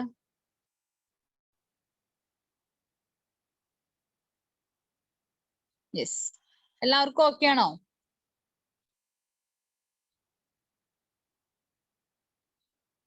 പറയൂ. ഓക്കെ, ഇനി നെക്സ്റ്റ് പറയുന്നത് മാർക്കറ്റിംഗ് ഡിസിക്കണോമിക്സ്. എങ്ങനെയാണ് മാർക്കറ്റിംഗ് ഡിസിക്കണോമിക്സ് എന്നുള്ളത് നോക്കാം. Large farmers forced to spend more on bringing and storing raw materials and selling of finished goods in a distant market. അതായത് എന്താണ്, നമ്മുടെ large firm, it is forced to spend more on bringing and storing raw materials and selling of finished goods in distant markets. അതായത് ഒന്നുമില്ല, ഈ store ചെയ്യാൻ വേണ്ടിയിട്ടും അതുമാതിരി നിങ്ങൾക്ക് അറിയാം, ഇപ്പൊ ലാർജ് സ്കെയിൽ പ്രൊഡക്ഷൻ ഒക്കെ നടത്തുമ്പോൾ നമ്മൾക്ക് സ്റ്റോർ ചെയ്യണം. അതായത് ഇപ്പൊ റോ മെറ്റീരിയൽസ് ആയിക്കോട്ടെ, ഫിനിഷ്ഡ് ഗുഡ്സ് ആയിക്കോട്ടെ, അത് എന്താണ് സ്റ്റോർ ചെയ്യണം. ഓക്കെ, അങ്ങനെയാകുമ്പോൾ ഉള്ള ബുദ്ധിമുട്ടുകളാണ് ഉദ്ദേശിക്കുന്നത്. അതായത് ഇപ്പൊ ഒരു സ്റ്റോറേജ് വരുമ്പോൾ നമുക്ക് എന്താണ്, അറ്റ്ലീസ്റ്റ് ഒരു വെയർ ഹൗസിംഗ് ഫെസിലിറ്റി നമുക്ക് വേണം, അല്ലെങ്കിൽ അതെല്ലാം വെച്ചിട്ടുണ്ടെങ്കിൽ എന്താണ്, നമ്മൾ ഇപ്പൊ റോ മെറ്റീരിയൽസ് ആയിക്കോട്ടെ, അത് സ്റ്റോറേജിനുള്ള എന്താണ് ഒരു സ്പേസ് വേണം. അപ്പൊ അത് അവരെന്താണ്, അത് ഫോഴ്സ് ചെയ്യാണ്, അവരെന്ത് സ്റ്റോർ ചെയ്യാനും എന്താണ് സെല് ചെയ്യാനും എന്താണ് ഫോഴ്സ് ചെയ്യാണ്. അപ്പൊ അങ്ങനെ ഒരു ഫെസിലിറ്റി നമ്മൾ എപ്പോഴും എന്ത് ചെയ്യണം, അറേഞ്ച് ചെയ്യണം. അതാണ് ഉദ്ദേശിക്കുന്നത്. A large firm is forced to spend more on bringing and storing of raw materials and selling of finished goods in the distant market. അപ്പൊ എന്താ, സ്റ്റോർ ചെയ്യൽ മാത്രമല്ല, ഈ സാധനങ്ങൾ എന്ത് ചെയ്യണം, വിൽക്കണം. ഓക്കെ, സെല് ചെയ്യണം. അപ്പൊ അതിനുള്ള റിസ്കും കൂടെ എന്തുണ്ട്, നമ്മുടെ കയ്യിലുണ്ട്. മനസ്സിലായോ? ലാർജ് സ്കെയിൽ പ്രൊഡക്ഷൻ വരുമ്പോൾ ഉണ്ടാവുന്ന ഡിഫിക്കൽട്ടീസിന്റെ കാര്യങ്ങളാണ് ഈ ഡിസ്കസ് ചെയ്യുന്നത്. മനസ്സിലാവുണ്ടോ നിങ്ങൾക്ക് പറയണത്? അപ്പൊ കുറെ നമ്മൾ പ്രൊഡ്യൂസ് ചെയ്ത് വെച്ചു, അത് ഡിസ്റ്റന്റ് മാർക്കറ്റിൽ സെയിൽ ചെയ്തില്ലാണെങ്കിൽ അത് എന്താണ്, ആ വെയർ ഹൗസിൽ ഇങ്ങനെ ഇരുന്നോണ്ടിരിക്കും, അല്ലെങ്കിൽ ആ സ്റ്റോറേജ് സ്പേസിൽ എന്താണ് ഇങ്ങനെ ഇരുന്നോണ്ടിരിക്കും. മനസ്സിലാവുണ്ടോ പറയണത്? നൈസ്.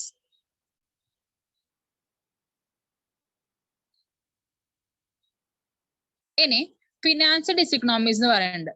നേരത്തെ നമ്മൾ പറഞ്ഞു ക്രെഡിറ്റ് ഫെസിലിറ്റി വളരെ എളുപ്പമാണെന്ന് പറഞ്ഞു. പക്ഷെ ഒരു കാര്യം മനസ്സിലാക്കണം, ഹയർ റേറ്റ് ഓഫ് ഇൻട്രസ്റ്റ് ആയിരിക്കും എന്തൊക്കെ ആണെങ്കിലും. ഫിനാൻസ് ഭയങ്കരമായിട്ട് പെട്ടെന്ന് അറേഞ്ച് ചെയ്യാൻ പറ്റുകയാണെങ്കിൽ ഈ സംഭവം തിരിച്ചടക്കണം, അല്ലെ? ക്രെഡിറ്റ് ഫെസിലിറ്റി എന്ന് പറയുന്നത് വെറുതെക്ക് കിട്ടുന്ന സാധനമല്ല, അതിന് അതിൻ്റെതായിട്ടുള്ള ഇൻട്രസ്റ്റും കാര്യങ്ങളും ഉണ്ടായിരിക്കും. ഹയർ ഇൻട്രസ്റ്റ് ആയിരിക്കും, ആൻഡ് സോ അതൊരു റിസ്ക് ബയറിംഗ് ആയിട്ടുള്ള കാര്യമാണ്. അതാണ് ഫിനാൻഷ്യൽ ആയിട്ടുള്ള ഡിസിക്കണോമിക്സ് പറയുന്നത്. A large firm has to borrow a large amount of money even at higher rate of interest. It imposes a burden on the financial position of the firm. എന്താ, നമ്മൾ തിരിച്ചു കൊടുക്കണം അല്ലെ പൈസ, അല്ലെ? അപ്പൊ ക്രെഡിറ്റിന് എടുത്താൽ മാത്രം പോരാ, നമ്മൾ റീപേയ്മെന്റ് ചെയ്യണം. അപ്പൊ ലാർജ് സ്കെയിൽ പ്രൊഡക്ഷൻ നടത്തി സെയിലൊന്നും നടന്നില്ല, എന്താ ചെയ്യുക? നമ്മൾ അതിന്റെ റിസ്ക് നമ്മുടെ തലയിലായിരിക്കും, അല്ലെ? ഫിനാൻഷ്യൽ ആയിട്ടുള്ള നമ്മൾ ബാധിക്കും. അതാണ് ഫിനാൻഷ്യൽ ഡിസിക്കണോമിക്സ് എന്ന് പറയുന്നത്. ക്ലിയർ ആണോ മക്കളെ? ബോറടിക്കുന്നുണ്ട് അല്ലെ ശരിക്കും ഈ തിയറി ഇങ്ങനെ കുറെ പറഞ്ഞിട്ട്? സത്യല്ലേ? സത്യം. യെസ്. ഇനി ഇതിലേ ഒരു കാര്യം ചെയ്യാം. ഈ ഒരു ഭാഗം ഉണ്ട് കേട്ടോ, ഇപ്പൊ എക്സ്റ്റേണൽ ഡിസിക്കണോമിക്സ് ഭാഗമുണ്ട്. ഞാനൊരു കാര്യം ചെയ്യാം, ഇത് ഇവിടെ നിർത്താം തൽക്കാലം. എന്നിട്ട് തൽക്കാലം കേട്ടോ, ഇന്നത്തെ ക്ലാസ്സിൽ നമ്മൾ ഡിസ്കസ് ചെയ്യാം. പക്ഷെ നമുക്കൊരു ഈ തിയറി ഭാഗം ഒന്ന് ഡിസ്കസ് ചെയ്യാം. എന്നിട്ട് നമുക്ക് എന്ത് ചെയ്യാം, അല്ല പ്രാക്ടിക്കൽ ഭാഗം നമുക്ക് ഡിസ്കസ് ചെയ്യാം. എന്നിട്ട് നമുക്ക് ഇങ്ങോട്ട് വന്നാലോ? ക്ലാസ് കഴിഞ്ഞിട്ടില്ല, ഇത് കുറെ നേരം ആയാലും തുടങ്ങിയത്. ക്ലാസ് കഴിഞ്ഞ പറഞ്ഞിട്ട് നീ പറഞ്ഞോടെ ഫൈസനെ, അതൊന്നും ഇഷ്ടമില്ല കേട്ടോ. കാരണം എനിക്ക് തന്നെ ബോറടിച്ചു തുടങ്ങി സത്യം പറയാച്ചെങ്കിൽ. ഞാൻ ഈ പറയണ എനിക്ക് ബോറടിക്കും, ഞാൻ അലക്കുന്നത് പിള്ളേരെ എങ്ങനെ സഹിച്ചിരിക്കണം തിയറി ക്ലാസ്. അയ്യോ. യെസ്, നമുക്ക് ഒരു പ്രാക്ടിക്കൽ സൈഡ് ഞാൻ പറഞ്ഞുതരാം, ശ്രദ്ധിച്ചു കേട്ടോ. ചെറിയൊരു ടോപ്പിക്കാ. റിസാൻ ചാടി കയറി സീനാക്കും.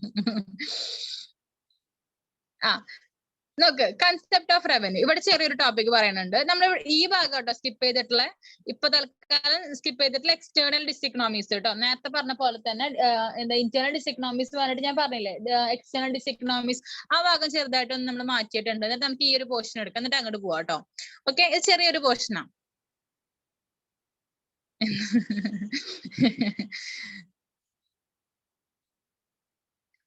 ചാടിക്കൊരു സീനൊക്കെ അവനാണെങ്കിൽ. അതെ. യെസ്, ശ്രദ്ധിച്ചു കേട്ടോ.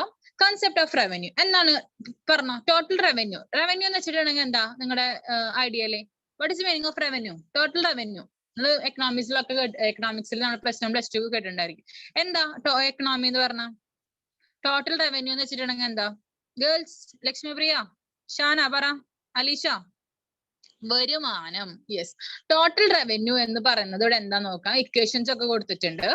ഇക്കണോമിക് ബേസ്ഡ് ആകുമ്പോൾ എങ്ങനെയാ നോക്കാം കേട്ടോ. It is total amount of income obtained by the firm അല്ലെ. ടോട്ടൽ ഇൻകം എത്രയാണ് കിട്ടുന്നത് അതിനാണ് ഇത് പറയുന്നത് ടോട്ടൽ റവന്യൂ എന്ന് പറയുന്നത്. Total revenue is equal to P into Q. എന്താണ് പി, എന്താണ് ക്യൂ ഒന്ന് പറഞ്ഞേ. What is the letter specifies P and Q total റവന്യൂല് പറഞ്ഞോ. ലെറ്റർ അല്ലേ? യെസ്, ലെറ്റർ തന്നെ. What is P and Q? Price, okay, Q quantity. Yes, അപ്പൊ total revenue is equal to P into Q എന്ന് പറഞ്ഞിട്ട് price into quantity എന്നാണ് ഉദ്ദേശിക്കുന്നത്. അപ്പൊ ശ്രദ്ധിക്കുക, total income obtained by the firm ആണെന്ന് പറയുന്നുണ്ട്. T R is equal to P into Q. ഇപ്പൊ തന്നെ ഇക്വേഷൻ പഠിച്ചു പോയിക്കോട്ടോ. Price and quantity. യെസ്, ഇപ്പൊ തന്നെ ഇക്വേഷൻ പഠിച്ചു പോയിക്കോ. അതെല്ലാം ചെന്നെങ്കിൽ നമ്മള് സിഗ്മ ടോട്ടലാ ഉദ്ദേശിക്കുന്നത് കേട്ടോ. മറ്റേ സിഗ്മ തന്നെ നിങ്ങൾ അതിനെ യൂസ് ചെയ്യാം. ഈ സംഭവത്തിന് സൈനിനെ അല്ലേ? യെസ്, സിഗ്മ എന്ത് എം ആർ. എം ആർ എന്ന് പറയുന്നത് എന്താ? Marginal revenue. ഓക്കെ ഓക്കെ, ഇതാണ് നമ്മൾ ടോട്ടൽ റവന്യൂന്റെ ഇക്വേഷനും എന്താണ് ടോട്ടൽ റവന്യൂ എന്ന് പറഞ്ഞു.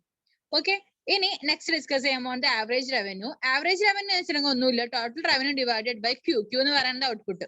ക്യൂ എന്ന് പറയുന്നത് നമ്മുടെ എക്കണോമിക്സിൽ മൊത്തം ഉദ്ദേശിക്കുന്നത് ഔട്ട്പുട്ട് ആണ് കേട്ടോ. ക്യൂ എന്ന് പറയുന്നത് മനസ്സിലായോ? ഓക്കെ, അപ്പൊ average revenue is equal to total revenue divided by Q. Set ആണോ? Okay, yes.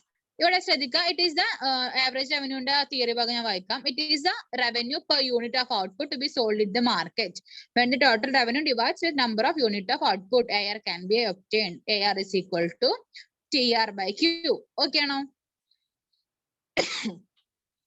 ഓക്കെ ആണോ? ഇക്വേഷൻസ് ഓക്കെ ആണോ? ഹലോ ഹലോ ഹലോ ഹലോ, പറയൂ. ഓക്കെ, ഇനി മാർജിൻ റവന്യൂ നിങ്ങൾക്ക് അറിയാം. മാർജിൻ റവന്യൂ ഓൾറെഡി പറഞ്ഞിട്ടുണ്ട്. എന്താ? Total revenue n minus total revenue n-1. അതെല്ലാം ചെയ്യണമെങ്കിൽ എന്താ? നിങ്ങളുടെ change delta total revenue divided by delta R അല്ലെ. ചേഞ്ചസ് ടോട്ടൽ റവന്യൂവും ടോട്ടൽ ക്വാണ്ടിറ്റി ടോട്ടൽ ഔട്ട്പുട്ട് തമ്മിലുള്ള എന്ത് ആ ചേഞ്ചസിന് ഡിവൈഡ് ചെയ്യുക. അതെല്ലാം ചെയ്യണമെങ്കിൽ എന്ത് മനസ്സിലായില്ല? എന്താ ഇവിടെ ആരാ ചോദിച്ചേ? ടി ആർ ബൈ ക്യൂ അല്ലേ? അപ്പൊ പിയും ഇവിടെ എന്താ എന്താ എന്താ എന്താ മനസ്സിലായില്ല? ഇതെന്താ ഭാഷ ലക്ഷ്മിയെ? ആരാ എന്താ പ്രൈസോ? പ്രൈസ് ഒക്കെ ഇപ്പൊ എവിടുന്ന വന്ന്? ഇതിൽ നിന്നും കാണാലോ എന്നാ എന്താ സംഭവം?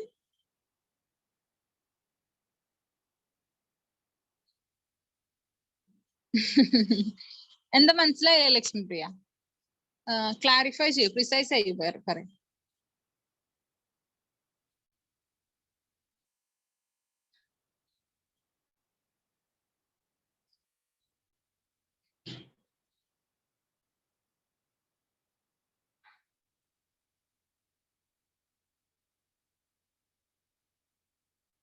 ഫസ്റ്റ് ഇക്വേഷൻ അങ്ങനെ ഫസ്റ്റ് ഇക്വേഷന്റെ കാര്യമാണ് കുട്ടി. ഞങ്ങള് ലാസ്റ്റത്തെ കാര്യം പറയുമ്പോ കുട്ടി ഫസ്റ്റത്തെ കാര്യം പറയണല്ലേ? ആള് കുറച്ച് മെല്ലനെ വരണല്ലോ തോന്നുന്നുണ്ട്. അത് സംഭവം തോന്നുന്നുണ്ട് ഇവിടെ. അതായത് നമ്മളിപ്പോ LHS RHS ഒക്കെ പോകുമ്പോ ഉള്ള ഇക്വേഷൻ ആണെങ്കിൽ കറക്റ്റ് ആണ്. Total revenue divided by quantity അങ്ങനെ നമുക്ക് ചെയ്യാം. പക്ഷെ ഇവിടെ അതിനായി ഡിസ്കസ് ചെയ്യുന്നില്ല നമ്മള്. മനസ്സിലായോ? അതായത് ടോട്ടൽ റവന്യൂ എന്ന് പറയുന്നത് ഇവിടെ ഉദ്ദേശിക്കുന്നത് ശരിക്കും P into Q, price into quantity ആണ് നമ്മൾ ഉദ്ദേശിക്കുന്നത്. ഇപ്പൊ നമ്മൾ ഇക്വേഷൻസ് നോക്കുമ്പോൾ എന്താണ് കറക്റ്റ് ആയിരിക്കും. മനസ്സിലായോ? മനസ്സിലാവുണ്ടോ?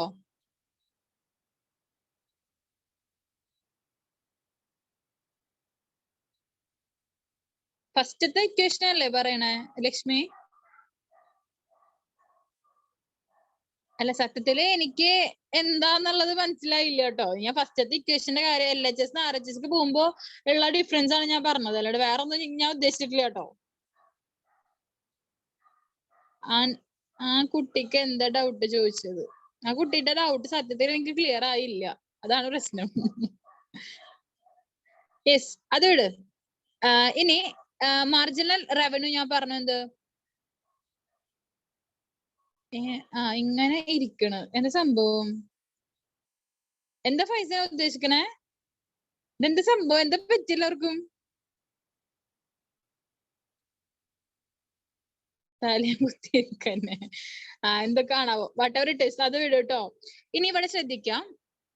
ഇനി അടുത്തത് പറയണത് ജസ്റ്റ് ശ്രദ്ധിച്ച് കേൾക്കൂട്ടോ. അതായത് AR and MR curve under perfect competition market ഉം AR and MR curve under imperfect market ഉം.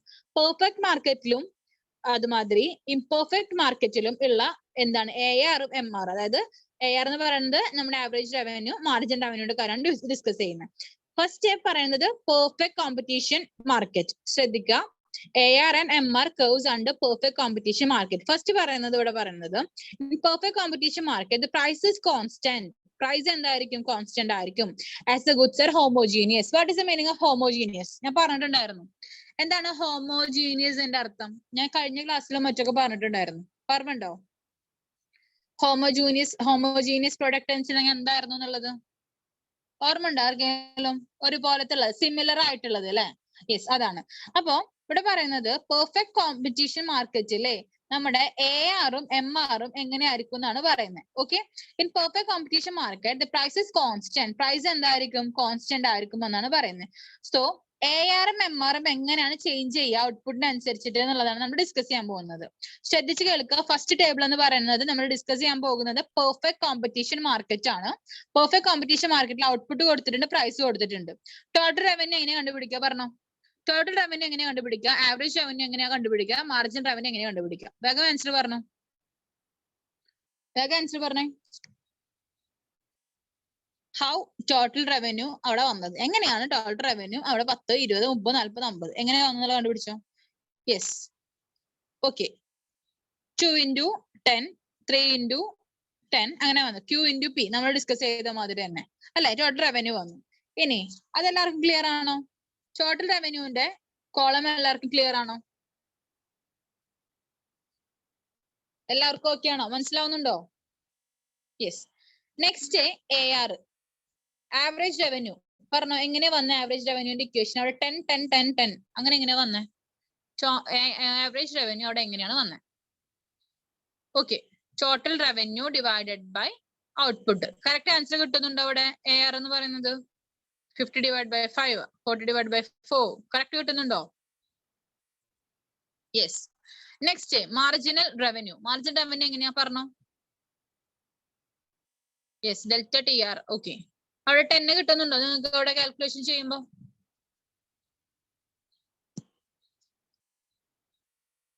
കിട്ടുന്നുണ്ടോ?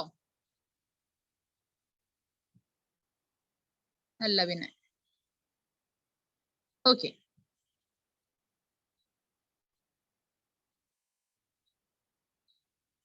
അപ്പോ ഈ ടേബിൾ എല്ലാവർക്കും ക്ലിയർ ആണോ? എന്താണ് ടോട്ടൽ റവന്യൂ, എന്താണ് ആവറേജ് റവന്യൂ, എന്താണ് മാർജിൻ റവന്യൂ? ഇത് എല്ലാവർക്കും ക്ലിയർ ആണോ?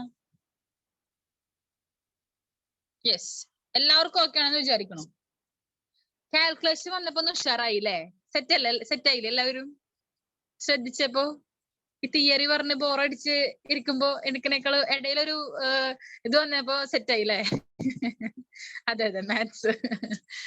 അപ്പോ ഈ ഒരു ടേബിള് നമ്മുടെ പെർഫെക്റ്റ് കോമ്പറ്റീഷനിലെ കാര്യമാണ് പറഞ്ഞത്.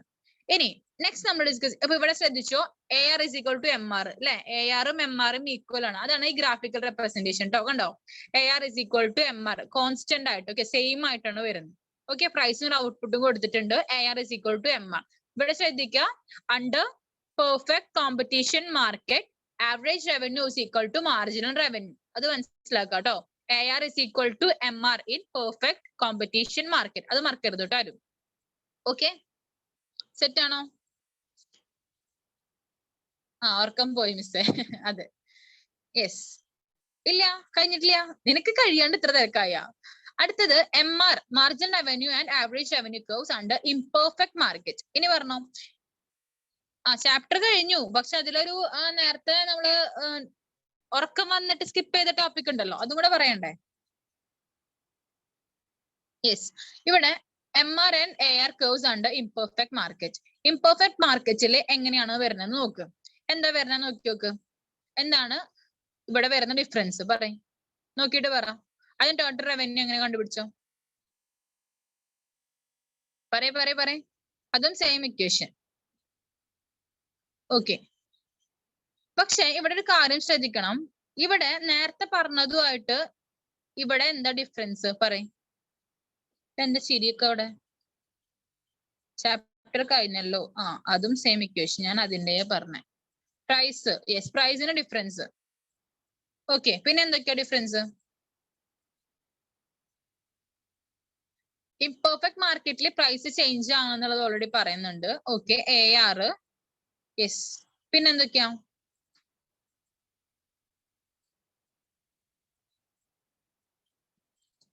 പിന്നെ എന്തൊക്കെയാ വേഗം പറയേ. നോ ഹോമോജീനിയസ്, യെസ് കറക്റ്റ് ആണ്. നോ ഹോമോജീനിയസ് കറക്റ്റ് ആണ് കേട്ടോ. യെസ്. പിന്നെ ഓക്കെ, പ്രൈസ് ഇൻക്രീസ് ആവുമ്പോൾ സപ്ലൈ ഇൻക്രീസ് ആവുന്നു. ഓക്കെ, ടോട്ടൽ റവന്യൂല് ഡിഫറൻസ് വരുന്നുണ്ട്, അത് ഓക്കെ. യെസ്. ഇവിടെ മെയിൻ ആയിട്ട് ശ്രദ്ധിക്കേണ്ടത് എന്താണെന്ന് വെച്ചിട്ടുണ്ടെങ്കിൽ AR MRും എന്താണ് കണക്ഷൻ അത് പറ. ARും അതായത് ആവറേജ് റവന്യൂ മാർജിനൽ റവന്യൂ തമ്മിലുള്ള കണക്ഷൻ എന്താണ് പറ.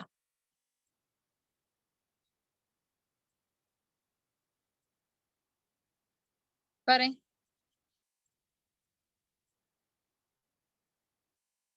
ഇവിടെ പ്രൈസ് ഡിക്രീസ് ആവുമ്പോ ആവറേജ് റവന്യൂ മാർജിനൽ റവന്യൂ എന്താവുന്നുണ്ട്? ഡിക്രീസ് ആവുന്നുണ്ട്. അതാണ് ഇവിടുത്തെ പോയിന്റ്.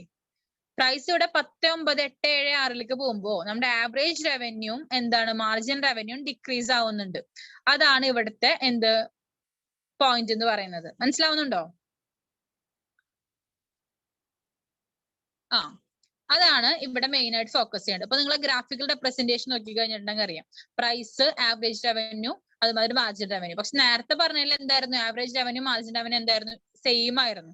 ഇവിടെ എന്താ ഡിക്രീസ് ആവുന്നതിനെ കുറിച്ച്, MR ഡിക്രീസ് ആവുമ്പോൾ നമ്മുടെ AR എന്താവുന്നു? ഡിക്രീസ് ആവുന്നുണ്ട്, പ്രൈസും ഡിക്രീസ് ആവുന്നുണ്ട്. ഇതാണ് ഇതിന്റെ ഈ രണ്ട് പറഞ്ഞിട്ടുള്ള പോയിന്റ് തമ്മിലുള്ള ഡിഫറൻസ്. ക്ലിയർ ആണോ നിങ്ങൾക്ക്? ഈ രണ്ട് ഗ്രാഫിക്കൽ റെപ്രസെന്റേഷനും ഈ ടേബിളും ക്ലിയർ ആണോ? ഓക്കെ ആണോ മക്കളെ? എല്ലാവർക്കും ഓക്കെ ആണോ?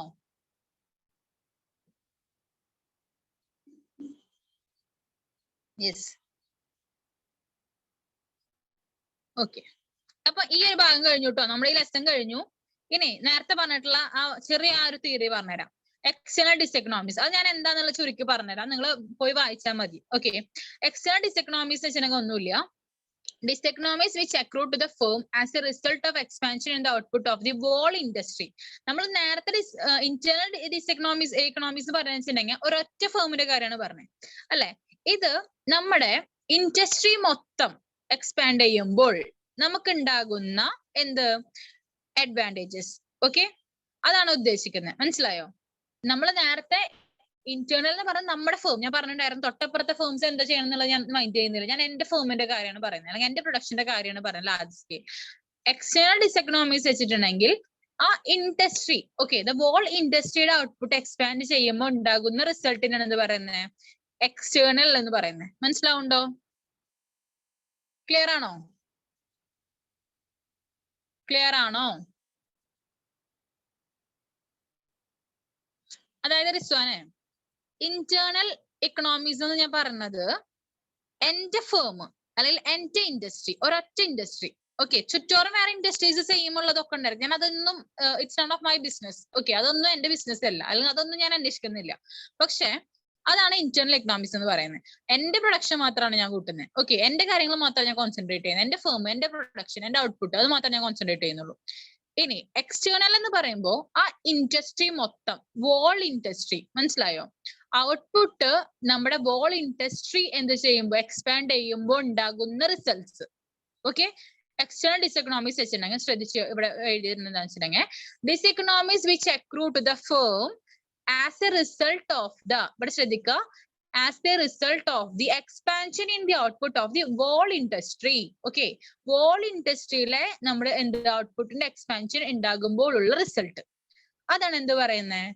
നമ്മുടെ എക്സ്റ്റേണൽ ഡിസെക്കണോമിക്സിൽ പറയുന്നത്. ഓക്കെ ആണോ? കമ്പയറിംഗ് അല്ല, ഇറ്റ്സ് നോട്ട് കമ്പയറിംഗ്. ഒരേപോലെ വരുമ്പോ ഫോർ എക്സാമ്പിൾ ഷോപ്സ്, ചെറിയൊരു എക്സാമ്പിൾ പറയാം കേട്ടോ.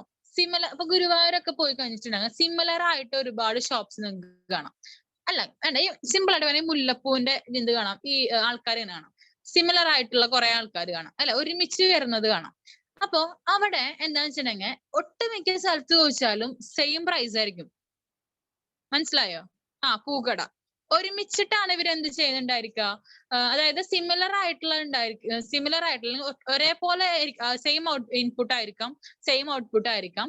അപ്പോ അവിടെ പ്രൈസിന്റെ കാര്യമൊക്കെ നോക്കി നിൽക്കാറ്. സിമിലർ ആയിട്ടുള്ള ഷോപ്സ് ആകുമ്പോൾ ഉണ്ടാകുന്ന അഡ്വാൻറ്റേജസ്, സിമിലർ ആയിട്ട് നമ്മൾ എന്ത് ചെയ്യും, പ്രൊഡക്ഷൻ വോൾ ഓഫ് ഇൻഡസ്ട്രി അല്ലെങ്കിൽ വോൾ ആയിട്ട് നമ്മൾ പ്രൊഡക്ഷൻ നടത്തുമ്പോൾ നമുക്ക് കിട്ടുന്ന അഡ്വാൻറ്റേജസ്, അത് പ്രൈസിലായിരിക്കാം, ഇൻപുട്ടിലായിരിക്കാം, ഔട്ട്പുട്ടിലായിരിക്കാം, വാട്ട് എവർ ഇറ്റ് ഈസ്, അതിൽ കിട്ടുന്ന അഡ്വാൻറ്റേജസ് ആണ് എക്സ്റ്റേണൽ എക്കണോമിക്സ് എന്ന് പറയുന്നത്. പ്രാക്ടിക്കലി പറയാണെന്നുണ്ടെങ്കിൽ അമ്പലത്തിലൊക്കെ പോകുമ്പോൾ സിമിലർ ആയിട്ടുള്ള കടകൾ കാണുമ്പോൾ ഗ്രൂപ്പ് ഓഫ് ഹോം കാണുമ്പോൾ നമ്മൾ സിമിലർ ആയിട്ടുള്ള ഷോപ്പ് ആയിരിക്കും. അവിടെ ഇപ്പൊ ഞാൻ പ്രാക്ടിക്കലി പറയാം കേട്ടോ, നമ്മൾ ഈ മുല്ലപ്പൂവൊക്കെ മുഴം എന്നാ പറയാ. മുഴം എന്നാ പറയാം. എത്ര മുഴം എന്ന് ചോദിക്കും. അപ്പൊ ഈ കൈ വെച്ചിട്ട് അളന്നേരും. ഗേൾസിനൊക്കെ അറിയായിരിക്കും, കുറച്ചു പേർക്കൊക്കെ. കേട്ടിട്ടുണ്ടോന്ന് എനിക്കറിയില്ല. അപ്പൊ ഈ പൂവൊക്കെ അളന്നു വരുമ്പോ മിഠായി തെരുവ് ഒരു മുഴം, ഒരു മുഴത്തിന് അങ്ങനെയാണ് പറയും. അപ്പൊ അങ്ങനെ പറയുമ്പോ ഇപ്പൊ ഒട്ടുമിക്ക ഷോപ്സിൽ ചോദിച്ചാലും സെയിം റേറ്റ് ആയിരിക്കും. മനസ്സിലായോ? അത് വോളായിട്ട് ഒരുമിച്ച് കൊണ്ടുപോകുന്നോണ്ടുള്ള അഡ്വാൻറ്റേജ് ആണ് അത്. മനസ്സിലായോ? അല്ലാണ്ട് അവിടെ ഒരു ഒറ്റ കടയുള്ളെങ്കിൽ ചിലപ്പോ, അല്ലെങ്കിൽ 2 കടയുള്ളെങ്കിൽ ഒരു കട എന്തായിരിക്കും പൈസ കുറവും, ഒരു കട പൈസ കൂടും. അപ്പൊ അതെന്തായിരിക്കും അവിടെ കോമ്പറ്റീഷൻ, പൈസ കുറവുള്ളവർക്ക് കസ്റ്റമേഴ്സ് എന്ത് ചെയ്യും, അട്രാക്ട് ചെയ്യും. പക്ഷെ സെയിം ആയിട്ട് നടത്തുമ്പോൾ എവിടെ ചോദിച്ചാലും സെയിം റേറ്റ് ആയിരിക്കും. അപ്പൊ എവിടെ നിന്ന് മേടിച്ചാലും എന്താണ്, നമുക്കൊരു പ്രൈസ് ഫിക്സേഷൻ കിട്ടും അവിടെ. മനസ്സിലാവണ്ടോ ഞാൻ പറയണത്? ക്യാച്ച് ചെയ്യുന്നുണ്ടോ നിങ്ങക്ക്? ഉണ്ടോ? പ്രൈസ് ഫിക്സേഷൻ നടത്തും അവിടെ, അല്ലെ? നമുക്കറിയാം അവിടെ ആ റേറ്റിന് സാധനം കിട്ടുള്ളൂ എന്നുള്ളത്, അല്ലെ? അതിപ്പോ ഒരാൾക്കും അവിടെ കുറച്ച് വിൽക്കാനും കൂട്ടി വിൽക്കാനൊന്നും പറ്റില്ല. മനസ്സിലായോ? ഒരു പെർട്ടിക്കുലർ പ്രൈസ് ഉണ്ടായിരിക്കും അവിടെ, ഇല്ലെങ്കിൽ അവിടെ അടി തുടങ്ങും. അതാണ്. അപ്പൊ അങ്ങനെ ഒരുമിച്ച് വോളായിട്ട് തുടങ്ങുമ്പോൾ ഉണ്ടാകുന്ന ഒരുപാട് അഡ്വാൻറ്റേജസ് നമുക്ക് കിട്ടും. അതാണ് ഇവിടെ എക്സ്റ്റേണൽ ഇക്കണോമിക്സ് എന്ന് ഉദ്ദേശിക്കുന്നത്. ക്ലിയർ ആണോ ഇപ്പൊ?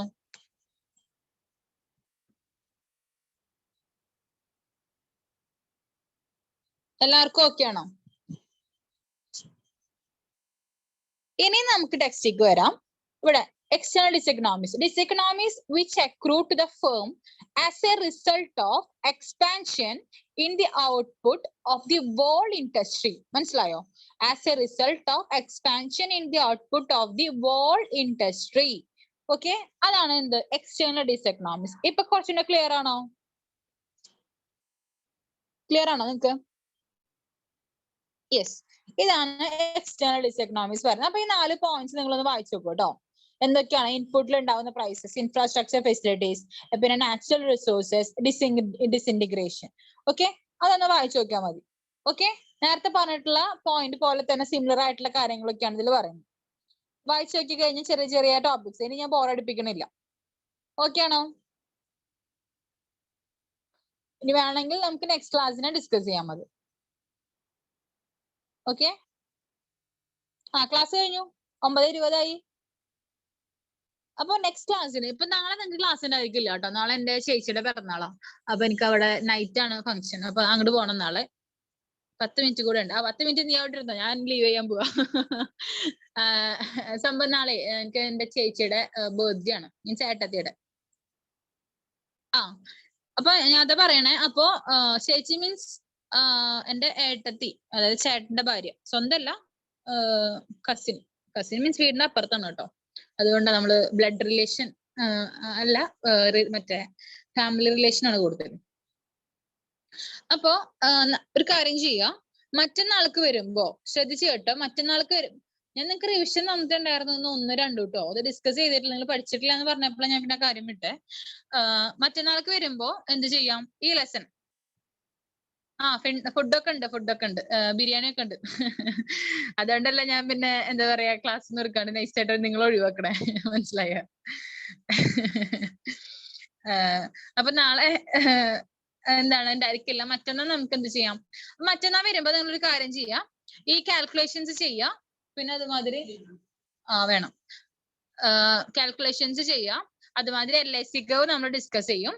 ഈ ഡിസെക്കണോമിക്സിൽ എന്തെങ്കിലും നിങ്ങൾക്ക് എന്താണ് ഡൗട്ട്സ് വരികയാണെന്നുവെച്ചിട്ടുണ്ടെങ്കിൽ അതും കൂടെ ക്ലിയർ ചെയ്യാം.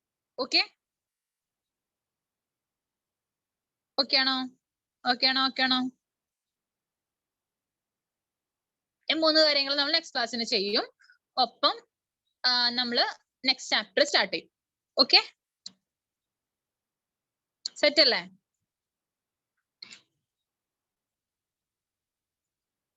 നെക്സ്റ്റ് ക്ലാസ്സിന് വരുമ്പോ ഒരു പണിയും കൂടെ തരാം.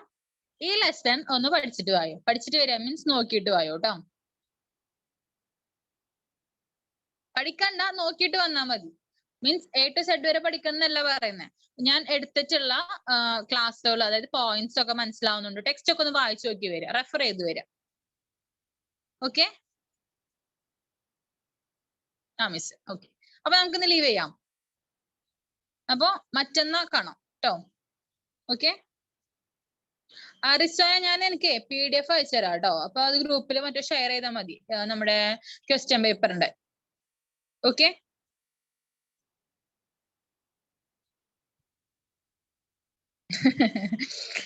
ഓക്കെ. നിങ്ങളുടെ ഗ്രൂപ്പിൽ ഇട്ടോ. ഞാൻ റിസ്വാൻ അല്ലെങ്കിൽ സിനാനോ അല്ലെങ്കിൽ ആരാ ഫൈസനോ ആർക്ക് മെസ്സേജ് ഉണ്ടായിരുന്നു എനിക്ക്. അപ്പൊ അവർക്ക് അയച്ചുതരാം, ആർക്കെല്ലാം അയച്ചുതരാം കേട്ടോ. Okay,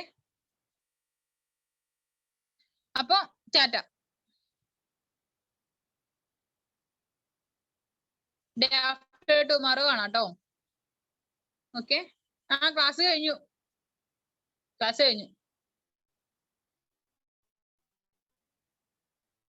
thank you. അപ്പൊ ഗുഡ് നൈറ്റ്.